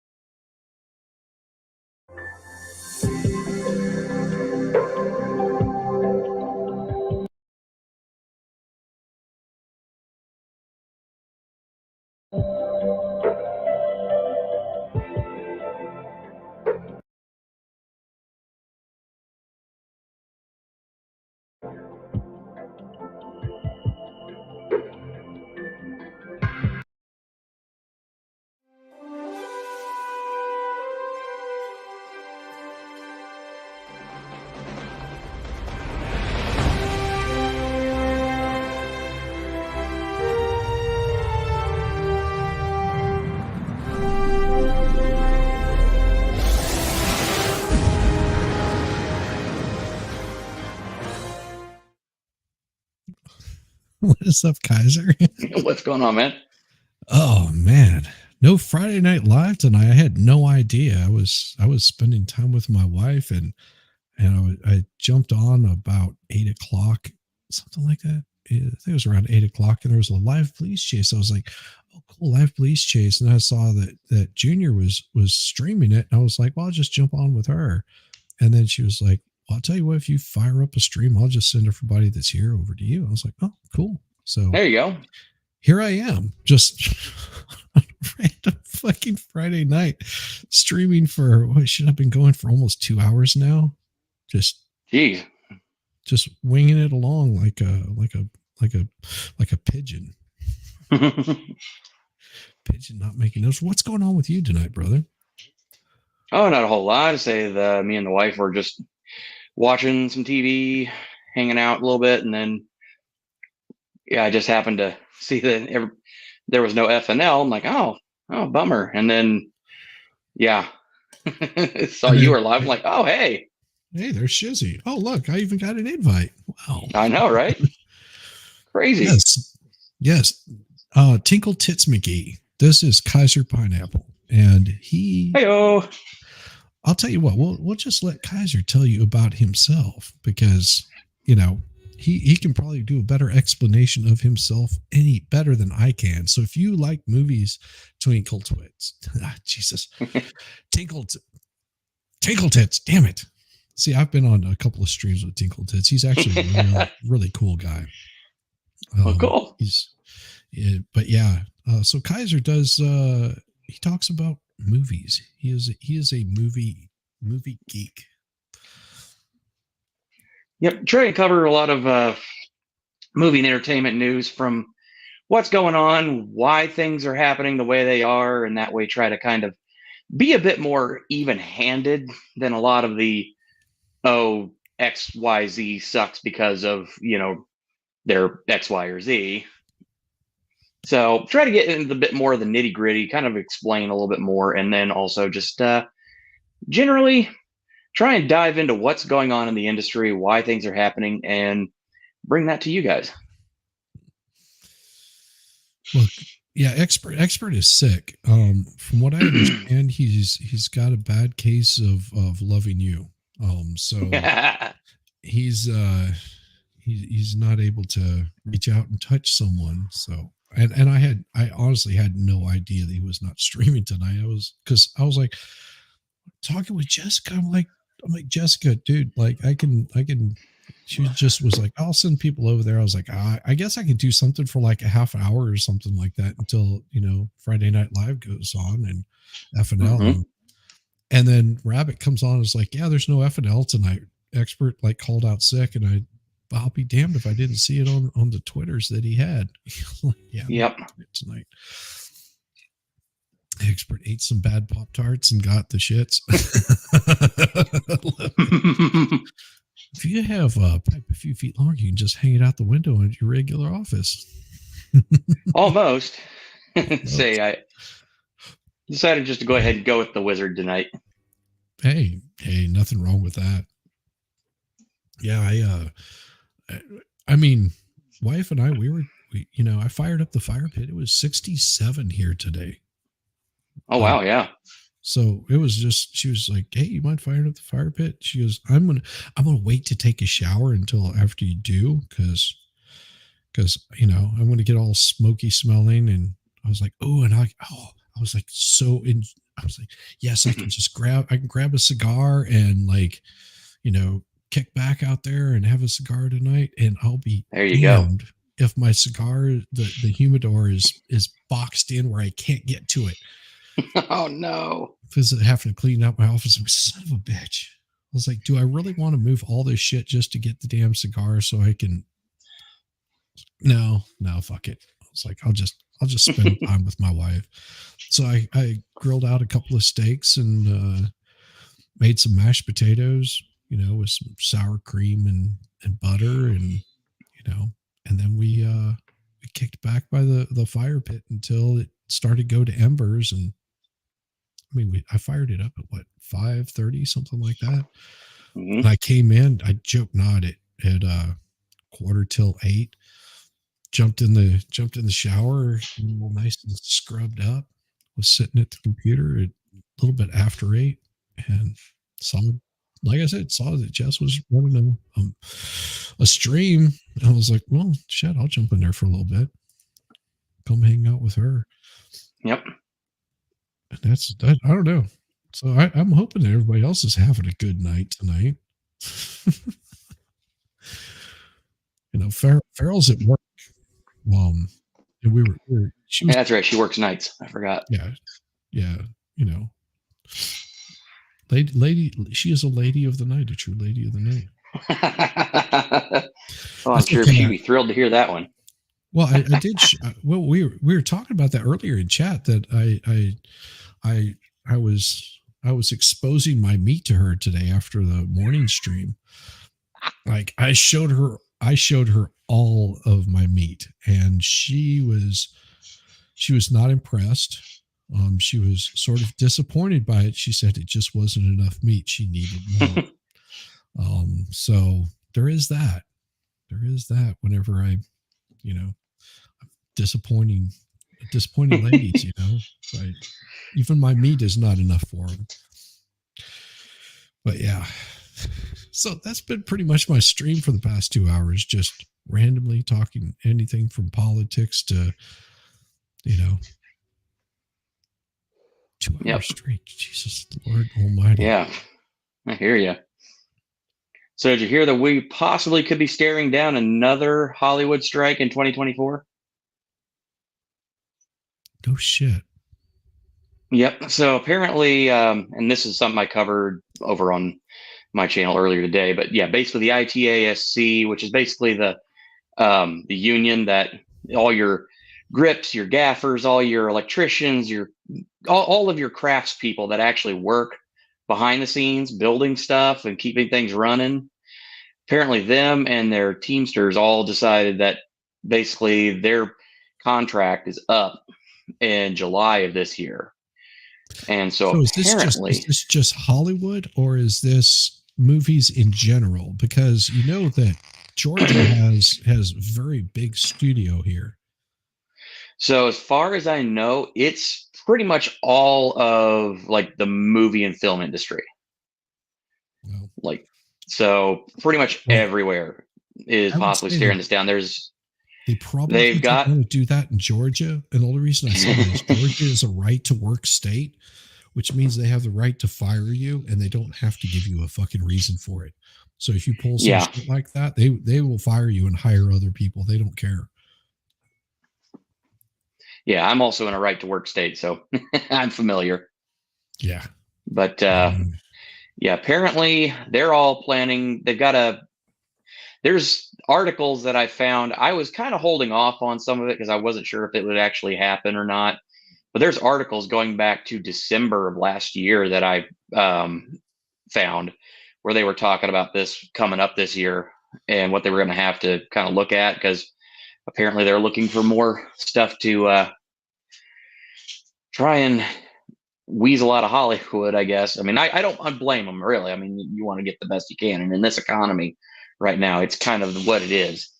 But to be completely honest with you, if even half of what I'm hearing turns out to be true, this has the potential to actually be worse than the writers and actors strike from last year.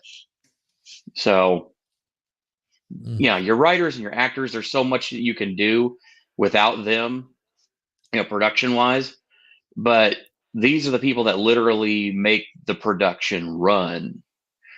And yeah, if they're talking about going on strike, yeah, that could be bad. There's supposed to be negotiations starting in, I believe it's March, and their contract is up in July.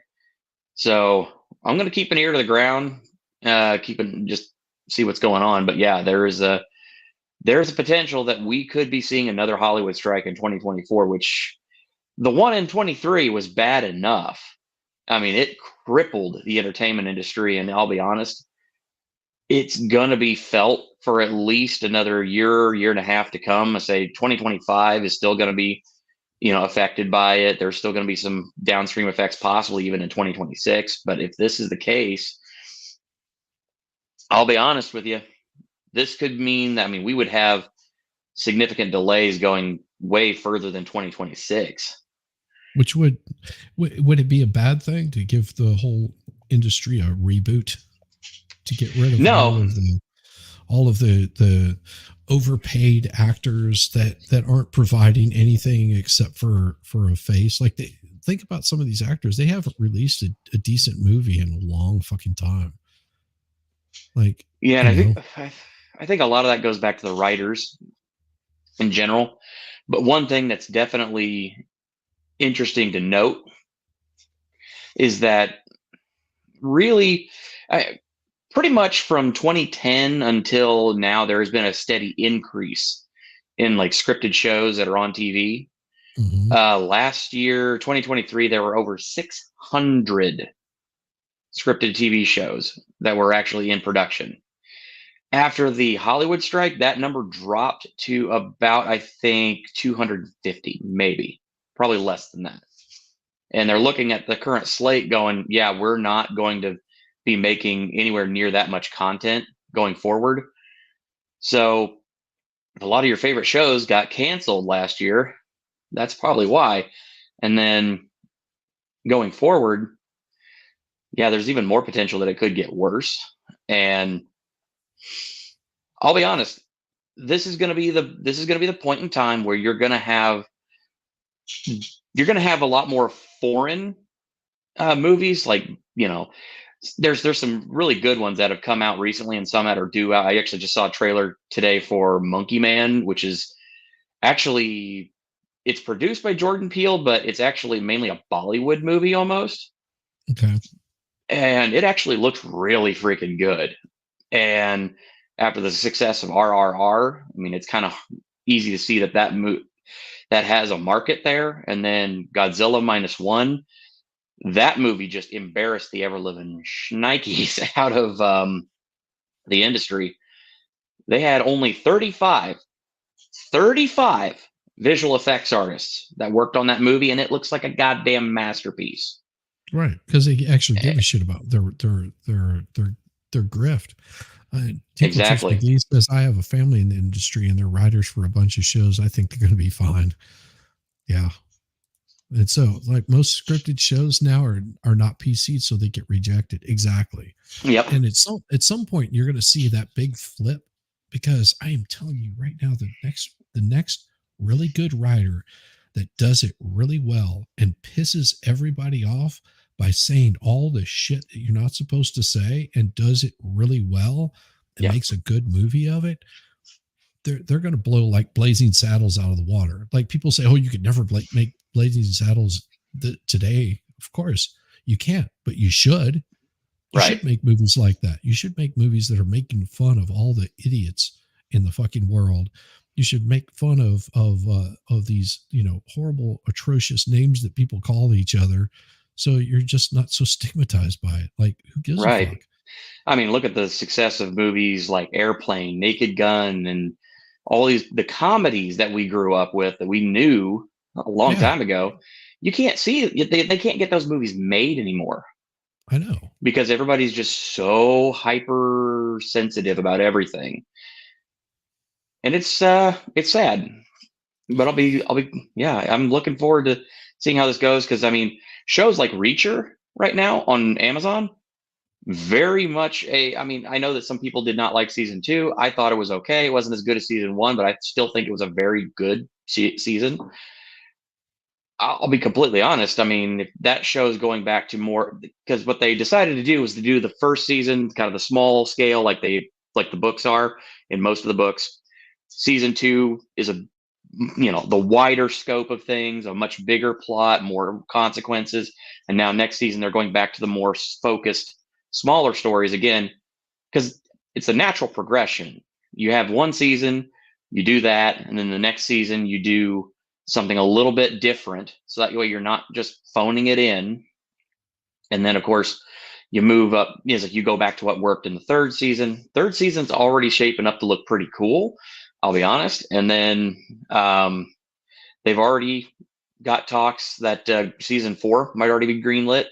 And that show is very much, they are not pulling punches. They are going very old school, retro, like a just big, burly muscle man kind of protagonist that's not afraid to get his hands dirty. And it's kind of glorious to watch, really. Well, Hal says can't even count how many movies that he's worked on that got edited full content. Then after quality control, it gets cut down a lot and gets hard to follow. Yeah, and that's exactly what happens. Like I've seen movies where, and even TV shows, like I'll be sitting there watching something with my wife, and I'm like, did I miss something? I'm like, the only thing I can think of, like, even if it's like some TV series or something, I was like, they must have changed writers or something, because this doesn't make a whole lot of sense. It's like, it's not following any sort of storyline. And I've seen that a lot with, what was that movie or TV series that they tried to do that I just was like, I'm not watching that. It looks stupid as anything. Like, I don't care. I was gonna say that's a wide net to cast. It was She-Hulk. Oh, yeah. I was trying to think what the name of it was. I was like, fucking green bitch, whatever. I was like, if you knew what She-Hulk was like this, she was pretty supposed to be smoking hot, except she was green. I mean, she was a superhero, pretty damn strong. And I think she became like over sexualized whenever she was, her superpowers would come out. From what I remember, I think that was sort of the canon, that she became just like I just want to jump your bones kind of attitude. It's like, yeah, I mean, she definitely had that. Yeah, there's definitely a main part of her character. And but she was also smoking hot. And then they show the TV series. I was like, what in the hell is this? That is, I mean, is that what you guys consider attractive? Because that is not attractive at all. Like, if that's what you're finding to be attractive, okay, well, have at it. No. Well, and of course they were all bent out of shape. Like, we got to be careful about how we show her, because we can't show her in, the kind of like attire she was in a lot of the comic books, because that'll get all the body shamers all bent out of shape and stuff. It's like, come on. Game of Thrones season 8 made me stop caring about TV shows. Yeah. House of Dragon, or I think that's what the name of it was. That was horrible. And then it was a better show than Daredevil. I see Daredevil. The first season was pretty good. I enjoyed it. With I did too. It was good. It was pretty cool. And I don't know how many seasons I watched, but after a while, just like anything, I sort of give up on it. One that my wife and I really enjoyed, except for the final episode, which I just wanted to like kick the TV like a hole in it, because it was so, I mean, I understood the point they were getting at, but they just used CGI at the very end of it. And it was just pissed me off, with Sons of Anarchy. Mm-hmm. Like, because I had been seeing about it on FX, I think is what it was on. And I kept seeing like the commercials for it. And I was like, oh, that looks really cool. I want to see this. And so I kept asking my wife, I was like, do you want to watch this with me? Cause I turned her on to something else. She was like, I don't care. Motorcycle. I don't want to watch it. And she would like get me suckered in to watch all this other dumb bullshit. I was like, and then I was like, one night I was just like, yeah, whatever it was she was watching, I was like, I just don't care. And I went in the other room and I was scrolling through stuff. I was like, oh, Sons of Anarchy. It was like on season 2, I think, by then. And I was like, okay, start it from the beginning. I watched the first episode and I was like, oh shit. Yeah. This is going to be really good. So I went and grabbed the wife, and next time that she was like flipping through channels or whatever, she's like, oh, you see, you didn't like that. I was like, yeah, but you're going to like Sons of Anarchy. She was just like, I'm not watching a fucking motorcycle movie. I just don't care about motorcycles. I was like, wife, do you remember whenever I set you down and had you watch the very first episode of Friday Night Lights? She was like, yeah. I said, this is better than that. Mm-hmm. And she was just like, no. Because we watched every single season of Friday Night Lights. She was like, there was even through like the crappy episodes, which they had a few of them, but she was just like, yeah, this is like really good. Coach is awesome. And, we need more people like this. But yeah, whenever she started watching Sons of Anarchy, she was just like, I'm hooked. First show, first show off the bat. And then the final episode, she was just like, she looked at me, I looked at her, and I was like, I'm so disappointed. I mean, because it was just CGI, crows flying off or some crap like that. I was like motorcycle movie. Yeah. Hey, Dave. How's it going, Dave Umberger? Hey, Dave. I can't see chat, so. Oh, that's fine. Yeah. Dave Umberger's in there, and Tinkle Tits McGee. Yeah.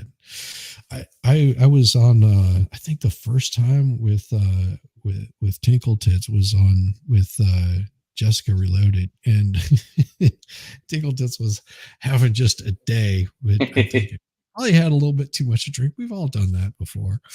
And was just like ranting, and it was so glorious. I was like, yes, this is awesome. Like, I love the rant, and I've always been appreciative of Tinkle Tits after that.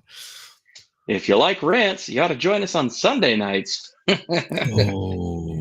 on Shizzy's channel.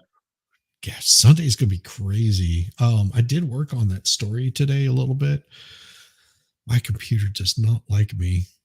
It does not like me at all. And what I think I'm going to do this weekend, because we've got some outdoor stuff that needs to be done, but I'm going to get my computer set up in another room, and I've got to just figure out a way to get power to the Cat 5 connection, and probably a monitor, because damn it, I need the monitor. I'm working on a 13-inch monitor and a 15-inch monitor. I'm like, I feel like that. Oh, that's what the wife said. No, I may not have to do that, because the wife said she might let me have her gaming computer. Oh, there you go. Yeah, it's got a 15-inch monitor already on it. It's nice. It's got a good processor, so I think a lot of it's processing speed on this. Oh, yes, most definitely, man. Kevin Sorbo, disappointed GIF. Oh yeah. Yep.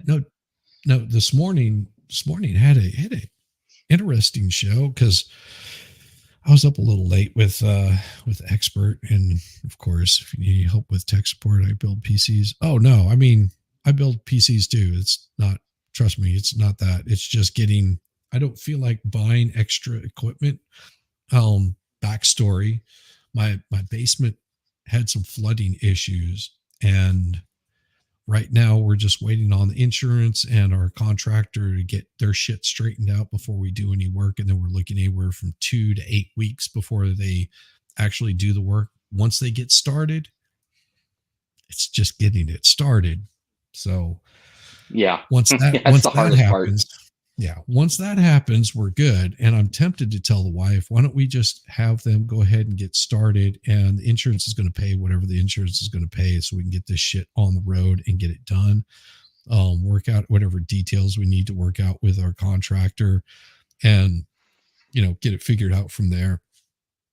Because the contractor is going to pay for all the work that needs to be done, because we've got a couple of things we want to change up. Like, one, my office, which is where most of the water damage happened, is going to be, we want to level out the floor, which is going to expand the area in that room and do it in tile instead of going back to the carpet that was in there. So that's sort of one of the goals.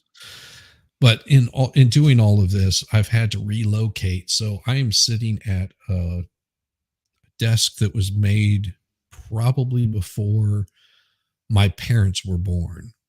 And it's this tiny little desk. I mean, I can't even get my legs underneath it because I'm too tall for it, because people must have been very freaking short back then.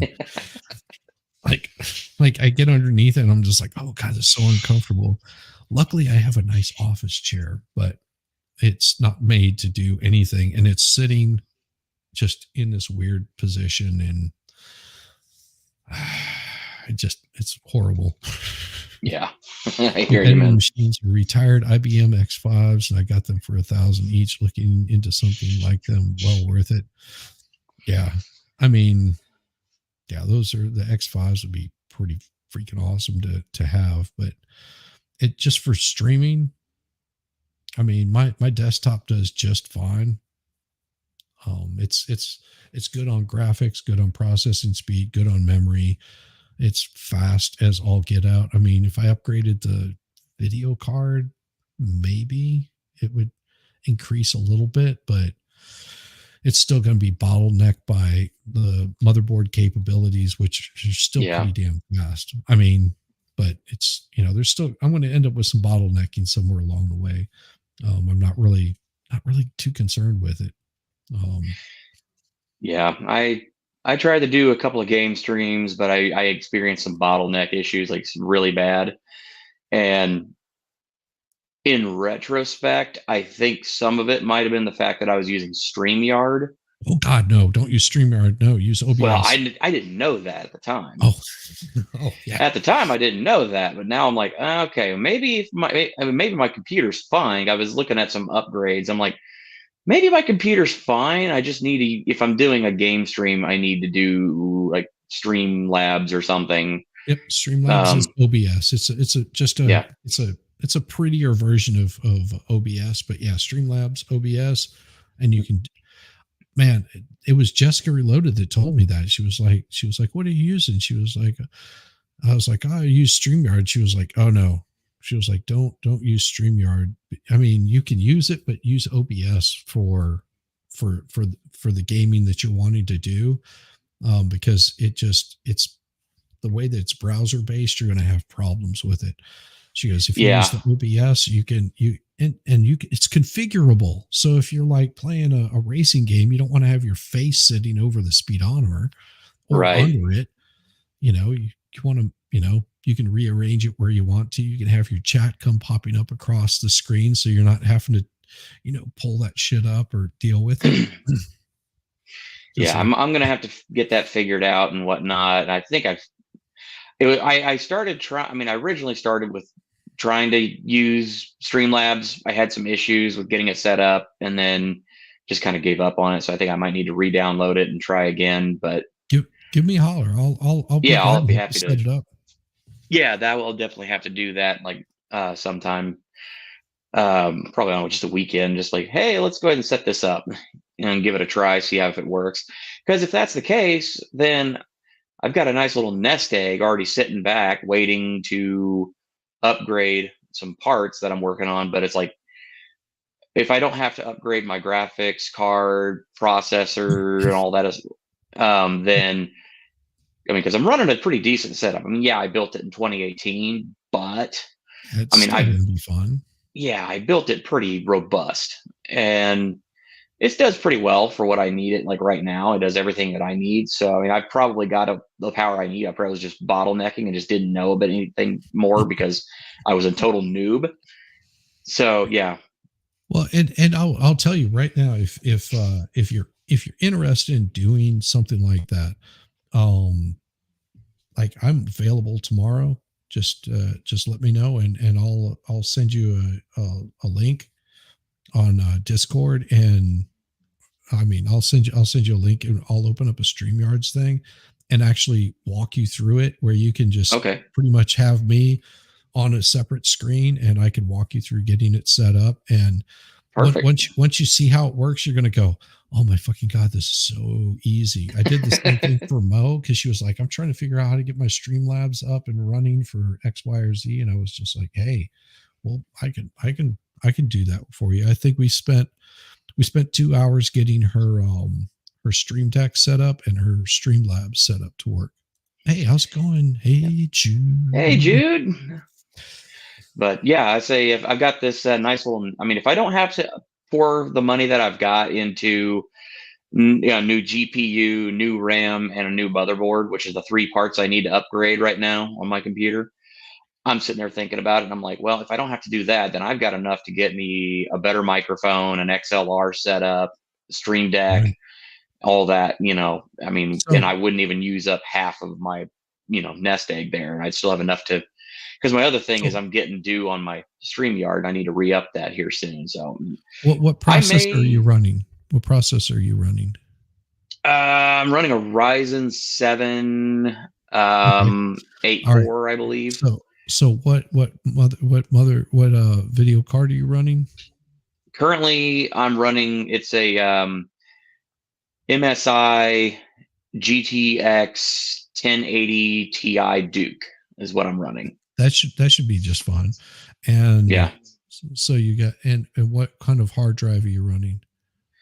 I mean, for my OS, I've got a 512 solid state, but then I've also got from like my bigger, like my games and all that, I'm running a 7200 RPM 4 terabyte internal as well. I've got multiple drives. I have a serious case of data bloat. No, I understand. Because I mean, I'm running the what do you call them? The little RAM chips that you basically plug in on the board. So like it is like 10,000 times faster than that solid state drive. It's just, well, the solid state's where you get the speed. It's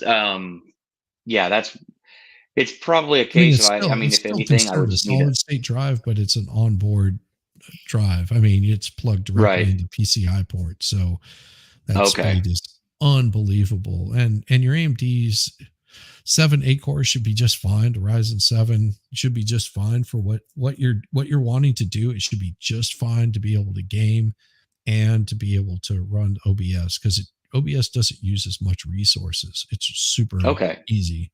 And the thing is if it isn't, you still have your nest egg, but it's definitely worth a try before you go upgrading, because you might just go, well, shit, all I need to do is upgrade my video card, for example. Right. Yeah, and the video card that I've picked out is about $1,100, so I'm not that far off, but it's one of those. I'm like, because the one that I had, my motherboard is I think it's PCI 3 and the graphics card is PCI 4. I'd have to upgrade the motherboard, but I mean, yeah, I mean, the motherboard I had picked out was a MSI B550, which it's PCI 4. It's got all the same stuff. It can basically run all the stuff that I already have. So that's why, I mean, with my setup, I would only have to upgrade the motherboard, upgrade my RAM, because I'm only running 16 gig of RAM, and then upgrade my graphics card. But if I don't have to do that, then I'll just use the money to go ahead and do it for another year. Then I can roll that money into getting a new microphone and everything like that. Because my Blue Yeti that I've been using is just, I'm having all kinds of issues with it topping out and whatnot. And so I'm thinking, at least from what I've kind of been piecing together, I'm between two microphones right now. I'm between the Rode Pod mic and the Shure, I think it's the MVX7, which is the smaller. Stick with the Shure. Stick with the Shure. Yeah. Oh, always. I mean, you're just going to have a much more solid microphone. Hell, you could get an old ass Shure microphone that would blow away that Rode microphone. Like, you could go and get one that's used, and it's going to be better than that Rode microphone. Yeah. Yeah, I haven't checked around on some of the used market in my area, because I know there were a lot of, in my area in general, there were a lot of people that have, I will not shy away from the fact that I live in an area very close to a much more expensive area of living. So I can usually, on like Facebook Marketplace and stuff, I can find people that have got much higher quality stuff. It's like they buy it, they use it, they don't like it, and then they get rid of it. So I might be able to even find like a much higher quality Shure than, just the new one that I'm looking at, and I might be able to get it cheaper. So I don't know yet, but we'll kind of see how that goes. Yeah, and and you can put a 490 in a PCI 3 motherboard, and you only lose maybe 5% of your performance, it's true. Oh, really? Yeah. Yeah, it's not that drastic of a loss. So I mean, sometimes because the 4080 is the one I had picked out. Right. But the 4090 is going to be still pretty damn good. And he's on an SM70B. The audio interface is a Rodecaster Pro, which is basically if I'm not mistaken, that's going to be your little XLR mixing board interface that you use to go back into your computer. The Rodecaster is way more expensive than I think I'm willing to spend money on right now. But I mean, I had kind of looked at see what Hal's telling you right here. I'll give you a mic. I have a half dozen AKG 220s, and you can have one. Shit, yeah. I'll look in on that. Yeah, that'd be great. But I'd be happy to take a look at that. Yeah, the only other thing I can really think of is just, I mean, if I have a better mic that's on an XLR, I mean, I'm looking at the Elgato Wave XLR and the little Stream Deck Mini that's got the I can't remember the name. It's the one that's got the knobs on it. And so those are actually pretty reasonable. Look at this. About suspect being armed. Ooh. Got a high-speed chase? Yeah. For not only the public, but for cool. Officials as well. I'm actually gonna go ash out my pipe real quick, and I'm gonna head upstairs, and I'll join back in just a minute from my desk. Sounds good. West LA was where this originally started. The Batwatch See you in a minute. like, we're done. Don't want to do this. Pacific Division has just told their officers to not go into tracking mode because of the nature of this crime. because they believe that this person is armed, and I just heard on the radio with a handgun. They are With a not handgun. listening to the gang sergeant is the one that's calling the shots on this. So Stick who with knows the what Mo2 involvement that for has, an but George interface. 20 is the one Okay. that is calling this, and they just requested additional 4,000. units to get It's involved in this. So only really $1,000. weird. We went from Yeah, that's- West LA Division, who wanted to be done with it altogether, to Pacific Division, who does not want to go into tracking and wants to get more units involved in Now, this. any idea why the initial division they wanted off the pursuit and why they called it off? Was it because they were driving erratically? Was there some reason? You know? No, we didn't really catch that. They talked about wanting spike strips. They talked about doing some other stuff, but then they decided to terminate. And then I don't know if potentially Terminate. somebody else that knew a little bit Terminate. more about this situation was Terminate. like, no, we're going to stay with this And they're because actually armed. Maybe they learned that they're armed. right, and that information is what's starting to be new. Yeah, to they're us. backing Originally, the this was cops off because burglary, they're right? supposedly and then now armed. It's, okay, now we're their home invasion, and now they're armed. And Desmond mentioned that Burbank Glendale helicopter that was Dude, he overhead. is I called booking. both Burbank and Glendale, and neither of them had any idea what I was talking about why their helicopter was in Pacific Palisades, which leads me to believe that they may have been on a surveillance mission with detectives or something of that nature. Mike, do you have any more information on where this home invasion took place and Wow, where this all so started crazy. as far as the chase? So the chase itself started in the Pacific Palisades, and it actually came down. Yeah, I've got under a PCH, stream and deck, then came over, what, and then they 16, went all the way something down like that, PCH, 16 eastbound on the thing. 10, southbound on the 405, looking at some kind of wild driving here. Southbound on the Bought and sold 405, and then GPS over off the past into the few kind days. of Happy the to help Palms people get area, them and not get and that's ripped where the off. West LA Watch Commander Absolutely. decided to get rid of it. But then the Pacific Watch Commander got involved. I just heard mention of a Culver City unit involved in this as well, which they're asking that Culver City unit to not do that. Not I be used to involved. I used to Again, build because of the computers for a Burbank living. Glendale So helicopter that was over the Pacific Palisades, it leads me to believe trust me, I that this know. may have been something It's that easy. It's potentially easy to they get were ripped off. investigating. And when they got eyes on him, perhaps they tried to make a stop and it didn't go the right way. And here we are. But again, I'm still trying to work all that out. Burbank, What is Glendale, that, both the watch commanders Mercedes over there, and or each of the Porsche? agencies had Looks no like a idea why their Porsche. helicopter would be over there, which is what leads me to believe that this may have been a surveillance mission. And then I'm wondering why the gang division involved, maybe because of that as well. Right, and it could be a situation where they're wanted in multiple cities, right? It could be Burbank Glendale was conducting the surveillance, but LAPD also wants them. It's really hard to tell. Yeah. Desmond, want to go back up to you live at SkyCal. Do we know if this Looks is like just how one I used to person, if this is drive. several people in the car? Any It's just indication? crazy. We have not had Holy any cow. indication of that yet, Chauncey. And the reason why our shot seems so Latier far is because it Boulevard, is we are dealing with LAX's Inglewood. airspace. Usually we have to deal with it in the South LA area. This time we're on the other end of it here as we get by their final approach. Dude is on We're the shooting this run. quite a ways away. Once they get south of the 105 freeway, we should be able to get a better shot for you here. So just have to keep our distance. Well, if it's a anything little like bit right earlier, here dude got away as we earlier. get through LAX. But the He suspect just seems pulled pretty up to a committed to the homeless southbound camp and 405. just But you disappeared. asked how many Boom, people gone. are inside the car. It's not clear at this point. Just speaking from experience, it seems like a lot of times when we have these robbery suspects or home invasion or burglary, a lot of times it's more than one person in the car. So that's going to be, another potential factor that they have to weigh on top of them having reason to believe that the suspect has a handgun.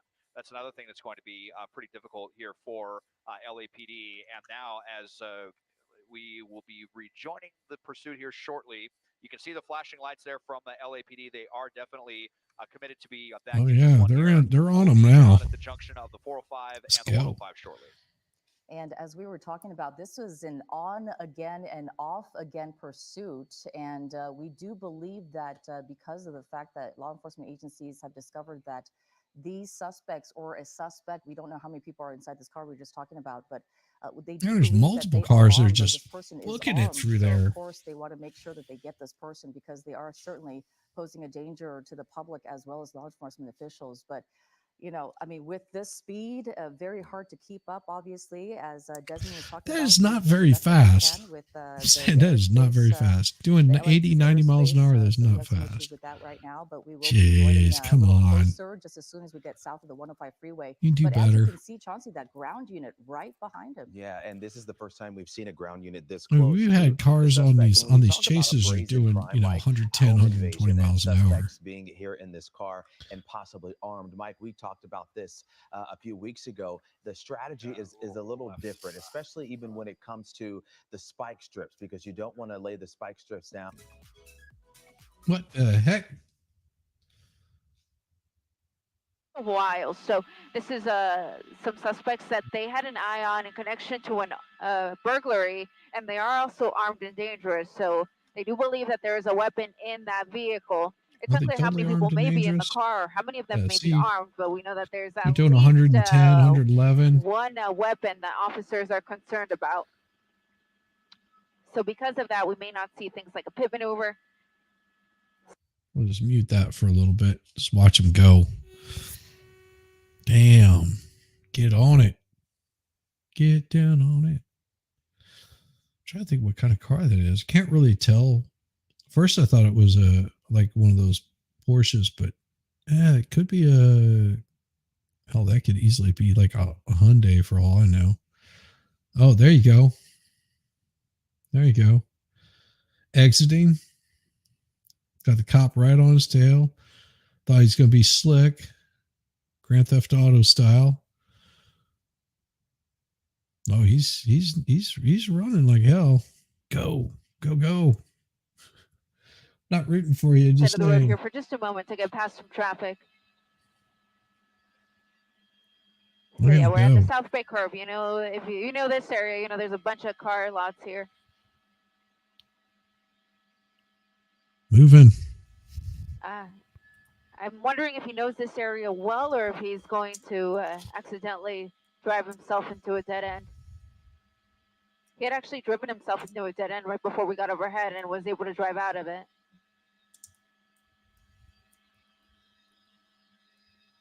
Live police chases. Oh my. So Marine and Redondo Beach, this will be his chance to get out. Go. So Hawthorne Boulevard. Again, this is right at the South Bay Curve. Going westbound now, under the freeway. Copy. Closing There he that. is. And see if we can open this thing up here. Go. Go, son. Marine Get and this. Inglewood. And his videos. Okay, a little bit of traffic here